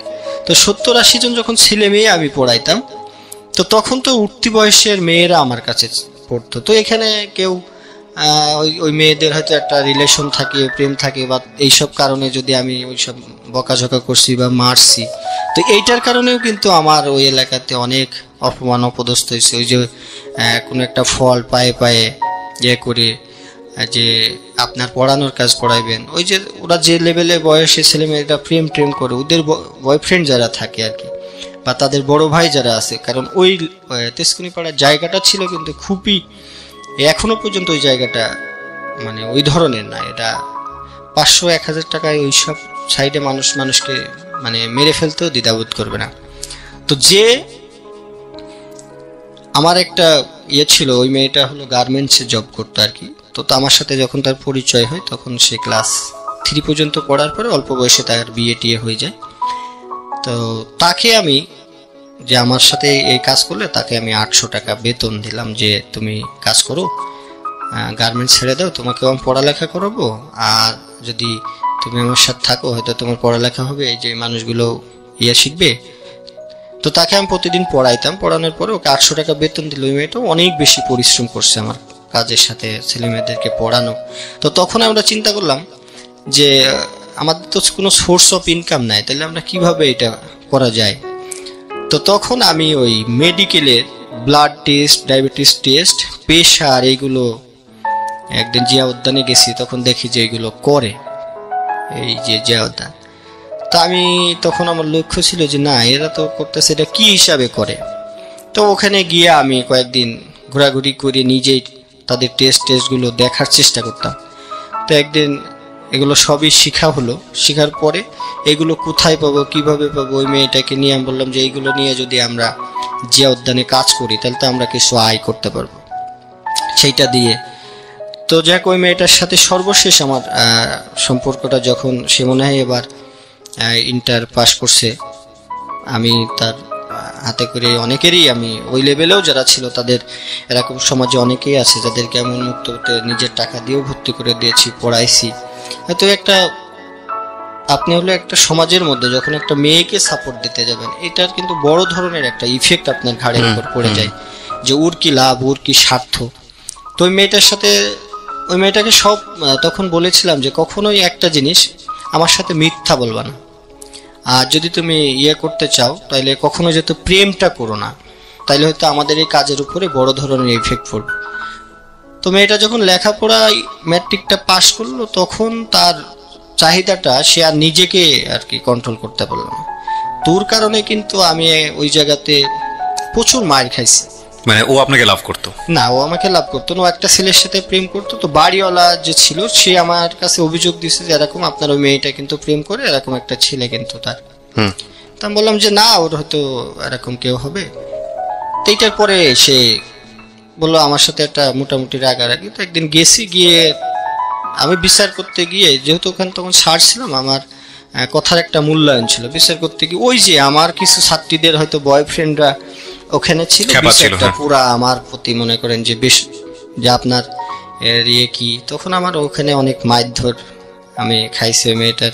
তো তারপরে ওইসব কারো প্রতি আমার কিন্তু কোনো ক্ষোভ নাই। যে তখন ওই মেয়েটাকে বলে আসলাম যে দেখো, তুমি হয়তো একটা জীবনে শিক্ষা দিলা, এটাও আমার একটা শিক্ষা, এটা আমি অর্জন করে গেলাম। এই এলাকাতে হয়তো এখন আমার একটা দুর্নাম হয়ে যাবে, তবে সম্মান যদি আল্লাহ দেয় বা আমার চেষ্টা থাকে, তাহলে এগুলো আবার আমার রিকভারি হয়ে যাবে। তো তখন আমি ওই এলাকাটা অনেক দিন, আমি তখন ওই যে উদ্যানে মেডিকেলের সার্ভিসটা করি, আর এদিকে একটা স্টুডিওতে ওই আবার আগের জীবনে ফেরত গেলাম, যে এইসব পড়ালেখা বন্ধ, ছেলে মেয়েকে আর পড়াবো না। তখন ওই সকালবেলা মেডিকেলে কাজ করাইতাম, আর টাইপের কাজ প্র্যাকটিস করলাম। তখন টাইপ, কম্পিউটার টাইপ। যেহেতু আমাদের সময়গুলো একেবারে শেষের দিকে চলে আসছে, আমি কিছু জিনিস এখানে একটু সাম আপ করতে চাই প্রিয় শ্রোতা। যে আমি বলেছিলাম যে এই ভদ্রলোক এখন কোথায় আছে আপনাদেরকে একটু জানানোর জন্য। ওনার লাইফে যে স্ট্রাগল, সে স্ট্রাগলের স্প্যানটা আপনারা দেখেছেন, এবং সেটা 2 ঘন্টায় নট পসিবল, আসলে অত ইন ডিটেলে যাওয়া পসিবল না। তারপর আমাদের সর্বোচ্চ চেষ্টা ছিল বোঝানোর জন্য। The most important thing is that উনি অনার্স করেছেন, উনি মাস্টার্স করেছেন, এবং শুধু অনার্স মাস্টার্স করেননি, উনি ঢাকা বিশ্ববিদ্যালয় থেকে একটা পার্টিকুলার সাবজেক্টে উনি মাস্টার্স করেছেন। আপনি অনার্স মাস্টার্স করেছেন ওয়ার্ল্ড ইউনিভার্সিটি থেকে, রাইট? কোন সাবজেক্টে? অ্যাকাউন্টিং এ, এলএলবি। উনি লতে হচ্ছেন অনার্স মাস্টার্স করা, এলএলবিতে। এবং মাস্টার্স করার পর আপনি ঢাকা বিশ্ববিদ্যালয়ে কিসে পড়েছেন? আমি ওখানে ওই ভিকটিমোলজি এন্ড রেস্টোরেটিভ জাস্টিসের উপরে মাস্টার্স করেছেন। ভিকটিমদের নিয়ে কাজ করতে পারি, এই ধরনের রিলেটেড সাবজেক্ট। এক্স্যাক্টলি। এবং উনি নিজে যেভাবে ভিকটিম হয়েছেন, ওনার সবচেয়ে বড় সাফল্যের জায়গা হচ্ছে উনি বাংলাদেশে যারা এরকম শিশু আছেন, পথ শিশু থেকে শুরু করে যারা এরকম ভিকটিম আছেন, তাদেরকে নিয়ে উনি 9 বছর যাবৎ কাজ করছেন। এবং সেই কাজের রেজাল্টটা কি দাঁড়িয়েছে আপনাদেরকে একটু ছোট করে ওনার মুখ থেকে শোনাই। আপনার সংগঠন বা ইন ডিটেল যদি এখন বলেন যে আপনি কি সার্ভিসটা দেন আসলে। আমি এখন হলো 1 টাকার বিনিময়ে, হলো 1 টাকার বিনিময়ে শিক্ষা, চিকিৎসা আর তাদের খাদ্য আর বস্ত্রের ব্যবস্থাটা করছি। আমার ঢাকাতে এখন ওভারঅল 5টা অফিস আছে, সেখান থেকে আমার অনেক ভলেন্টিয়াররা আছে। আমি বাণিজ্য মেলাতেও 4বার বিনামূল্যে একটা স্বাস্থ্যসেবা ক্যাম্পও আমি দিয়েছি, যেখানে প্রতিদিন 5 থেকে 7,000 মানুষ আমাদের কাছ থেকে বিনামূল্যে সেবা নিয়েছে। এটার নামটা কি? এই অপরূপ বাংলাদেশ। অপরূপ বাংলাদেশের ব্যানারে আমি কাজটা করি। কত ভলেন্টিয়ার আছে আপনার এই প্রতিষ্ঠানে? আমার এখন 1/2 বেশি আর কি ভলেন্টিয়ার, যারা এখানে রেগুলার সার্ভিস দেয়।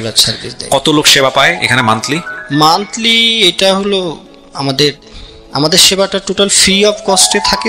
তো সেখানে আমাদের যে সীমাবদ্ধতা আছে, ওইভাবে আমরা, এমনও দিন গেছে যে যখন ভালো থাকে, তো তখন প্রতিদিন সবগুলো কেন্দ্র মিলে আমার ঢাকাতে 53টা থানাতেই আমাদের ফ্রি সার্ভিসের ব্যবস্থা আমরা করেছি।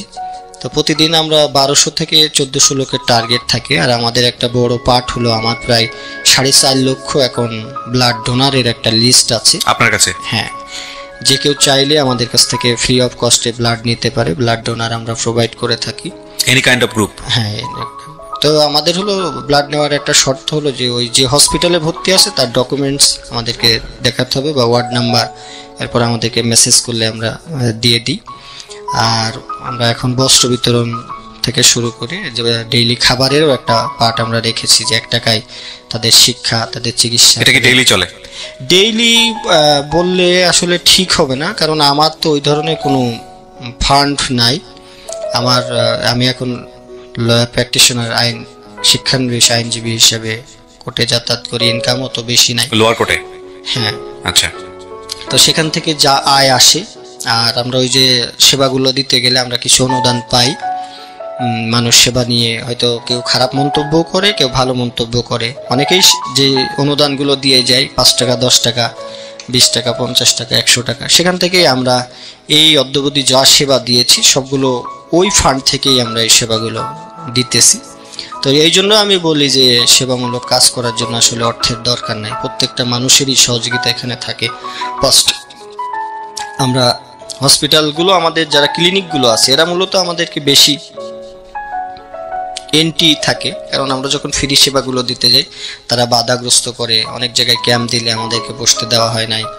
আমি এবারও একটা ওই যে বঙ্গবন্ধু নগর সেবা কেন্দ্র নামে একটা অনুমোদনের জন্য ঢাকার বিভিন্ন জায়গাতে যে ফ্রি ক্যাম্প বসানোর জন্য 1 টাকায় সেবা, যেখানে মানুষ রেগুলার গিয়ে সেবাটা নিতে পারবে, এই ধরনের একটা অনুমোদনের জন্য প্রায় 6-7 মাস ধরে বিভিন্ন সিটি কর্পোরেশনের থেকে আমি চেষ্টা করতেছি, কিন্তু এখনো পাই নাই, দিচ্ছে না তারা বিভিন্ন অজুহাতে। কেন দিচ্ছে না, কি কারণে দিচ্ছে না আসলে জানি না। তো ঢাকা ডিএমপির থেকে আমার কাজ করার জন্য পারমিশন নেওয়া আছে। অনেক সময় ছেলে মেয়ে মেডিকেলে গেলে অনেকে প্রশ্ন করে যে মেডিকেল স্টুডেন্টকে না, আমরা যে ধরনের সার্ভিসগুলো দিই সব তো মেডিকেল স্টুডেন্ট দিয়ে আসলে কাজগুলো করানো যায় না। এটা আমরা সেবামূলক কাজের জন্য পাঠাইছি, এখানে মেডিকেলের একটা জটিলতা, বড় বড় প্রতিষ্ঠানের কাছে আমাদের পরাজিত হতে হয়। তারপরেও এখনো হাল ছাড়ি নাই। আমাদের সব ভলেন্টিয়ার যারা আছে তারা খুব স্মুথলি কাজ করতেছে। ঢাকার বিভিন্ন জায়গাতে আমরা প্রতিদিন খাবার দেওয়ার জন্য চেষ্টা করতেছি, বস্ত্র দেওয়ার জন্য চেষ্টা করি। তো খাবারটা দিলে পরে কি হয় যে ওই যারা কাজ করে তারা আসলে ওই যে আমি জানি তো যে পেটের ক্ষুধা না মিটিয়ে কেউ শিক্ষা নিতে চায় না। এই জন্য আমি খাবারটা দিয়ে বলি যে 1 ঘন্টা পড়াশোনা করলে পরে আমরা খাবারটা দিব, যারা না পড়বে তাদেরকে খাবারটা দিব না। তো আমি যখন কষ্ট করছি খাবারের, তখন আমি বুঝছি যে খাবারটা দিলে পারে সে যে কোনো শর্ত মেনে নিতে রাজি। কারণ যারা পথে থাকে বা পথ শিশু যারা, তারা মূলত খাবারটাকে বেশি প্রাধান্য দেয়, বস্ত্রটাকেও তারা এত বেশি গুরুত্ব দেয় না, শিক্ষাটাকেও তারা এত বেশি গুরুত্ব দেয় না। আমি তাদের ভিতরে একটা জনসচেতনতা তৈরির জন্য মূলত এই শিক্ষা এবং খাবারের ব্যবস্থাটা করার চেষ্টা করতেছি। ফাইন, আপনাকে আসলে কি প্রশ্ন করবো সে প্রশ্ন খুঁজে পাচ্ছি না, টু বি অনেস্ট।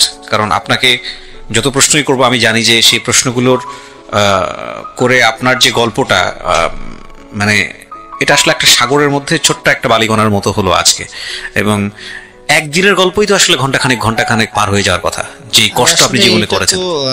গল্প না, জীবনের একটা বাস্তব কাহিনী। যদি বাস্তবতা, যেহেতু 12 বছর আমি বিভিন্ন জায়গায় ঘাত প্রতিঘাত, হয়তো অনেক কিছু বলি নাই বা এড়িয়ে গেছি বা সময় স্বল্পতার কারণে বলা হয় নাই, যেগুলো শুধু যদি মানুষ এইটুকু চিন্তা করে যে একটা ড্রেস আমাকে কয়েকটা দিন গায়ে শুকাইতে হয়েছে বা 3 দিন পানি খেয়ে জীবনযাপন করতে হয়েছে, সেখান থেকে আমার এই পথ শিশুদের নিয়ে কাজ করা, এটা আমি কখনোই চিন্তা করি নাই যে আমার একটা অর্গানাইজেশন হয়ে যাবে বা আমি অর্গানাইজেশন চালাবো। তখন মনে হয়েছে একটা কাজ করতে হবে, তাদেরকে একটু কিছু শিক্ষা দিতে হবে। সেই জিনিসটাই হয়তো আল্লাহ এমনভাবে দাঁড় করাইছে যে আমার মনে হয় ভবিষ্যতে আমার এই যে আমি আইন পেশার সাথেও যাচ্ছি, আমি তাদের সাথে এখন আমি ওইটার সাথে আবার অ্যাড করে দিয়েছি যে 1 টাকায় আইনি সহায়তা প্রদান। তো গরিব মানুষের পাশে থেকে তাদের সত্যতা বা তাদের ন্যায্য অধিকারটা প্রতিষ্ঠা করার লক্ষ্যে আমি মূলত এখন আমি প্রতিবাহিত করি। আচ্ছা, তো তখন আমি একজন আইনজীবী হিসাবে পরিচিতি পেয়ে যাব। এইটা আমার সবচাইতে বড় প্রাপ্তি। আর আমার উদ্দেশ্য হলো আইন পেশা থেকে যত টাকা আমার আসবে গরিবের জন্য এই 1 টাকার সেবার মধ্যেই আমি আমার বাকি জীবনটা কাটিয়ে দিব। আর সমাজে আমার আপন বলতে সবাই যারা সুবিধা বঞ্চিত তারাই আমার আপন। এখন পরিবার বলেন, পরিজন বলেন, কারোর প্রতি আমার ভিন্ন কোনো রকম মায়া দেওয়া নাই।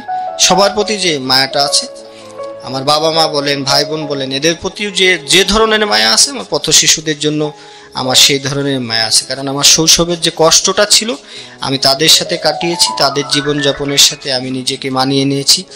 আমার একটা পরিবারে থাকলে আমার কি ধরনের সুযোগ সুবিধা পেতাম আমি জানি না। আমার মনে হয়েছে এই পথ শিশুদের মাঝেই ওরাই আমার পরিবার, ওরা আমার ভাই ব্রাদার বলেন, বন্ধু বান্ধব বলেন, ওরাই আমার সব। অসাধারণ একটা এপিসোড প্রিয় শ্রোতা। আমার বলতে কোনো দ্বিধা নেই যে আজকে এই চেয়ারটাকে সম্মানিত করেছে আমাদের এস.এ. লালন। এবং ওই একটা কথা আছে না যে আমাদের দেশে সেই ছেলে হবে কবে, কথায় না বড় হয়ে কাজে বড় হবে। আমরা সেরকম একটা ছেলেকে আজকের এই অনুষ্ঠানে পেয়েছি। নিজের জীবনের সমস্ত দুঃখ কষ্ট ভুলে যাওয়ার জন্য আজকের এই এপিসোডটা যথেষ্ট। এবং একই সাথে যারা মনে করেন যে জীবনে আসলে কিছুই করা হলো না, তাদের সবারই এই এপিসোডটা শোনা উচিত, বারবার শোনা উচিত। এস.এ. লালন খুব মাটির মানুষ। আমি আপনাকে ধন্যবাদ দিব না, কারণ এত জীবন গল্প বলার পরে এই গল্প আসলে ধন্যবাদ না। এই গল্প আসলে ওই যে কথা আছে না যে মানুষ সম্মানে মাথা নিচু হয়ে আসে, এরকম একটা অবস্থানে আপনি আছেন আমার জায়গাটা থেকে। আর আমি বিশ্বাস করি যে আপনার দ্বারা অনেক কিছু পাবে বাংলাদেশ। কারণ ওই যে একটা কথা আছে না যে খাঁটি সোনা সেটাই হয় যেটা আসলে পুড়তে থাকে, আগুনে পুড়তে পুড়তে সেই স্বর্ণটাই হচ্ছে খাঁটি স্বর্ণ। তো আপনি হচ্ছেন আগুনে পোড়া সেই মানুষ, এবং আপনি জানেন কষ্টটা কি, এবং সে কারণেই আপনি কষ্টটা কিভাবে লাঘব করতে হয় সেটাও আপনি জানেন। ইউ আর আনসাং হিরো, এবং একই সাথে ইউ আর রিয়েল হিরো। এবং আমি আমার এই অনুষ্ঠান থেকে, আমার লাখ লাখ শ্রোতা আছে দেশ এবং দেশের বাইরে যারা শোনেন, তাদের সবার পক্ষ থেকে আমি আপনাকে স্যালুট জানাই। আমাদের এস এ লালন এই সমাজে অনেক বেশি দরকার, অনেক অনেক বেশি দরকার, এবং আমরা এই বিশ্বাসটাও রাখি এই সমাজে অসংখ্য এস এ লালন নীরবে নিভৃতে কাজ করে যাচ্ছেন, যে কারণেই আমাদের দেশটা এখনো টিকে আছে, আমরা এখনো স্বপ্ন দেখতে পারি। আমাদের এই মানুষদের জয় হোক, এই মানুষরা সমাজের সর্বস্তরে সমস্ত জায়গায় আধিপত্য করুক, এই শুভ প্রত্যাশা নিয়ে আজকের এই অনুষ্ঠানটি এখানে শেষ করছি। প্রিয় শ্রোতা, আপনারা ভালো থাকুন। যাবার বেলায় শুধু একটা কথাই বলতে চাই, আপনার ভেতরেও একজন এস এ লালন আছে, আপনি চাইলে সেটাকে জাগাতে পারেন। অনেক ভালো থাকুন, শুভরাত্রি।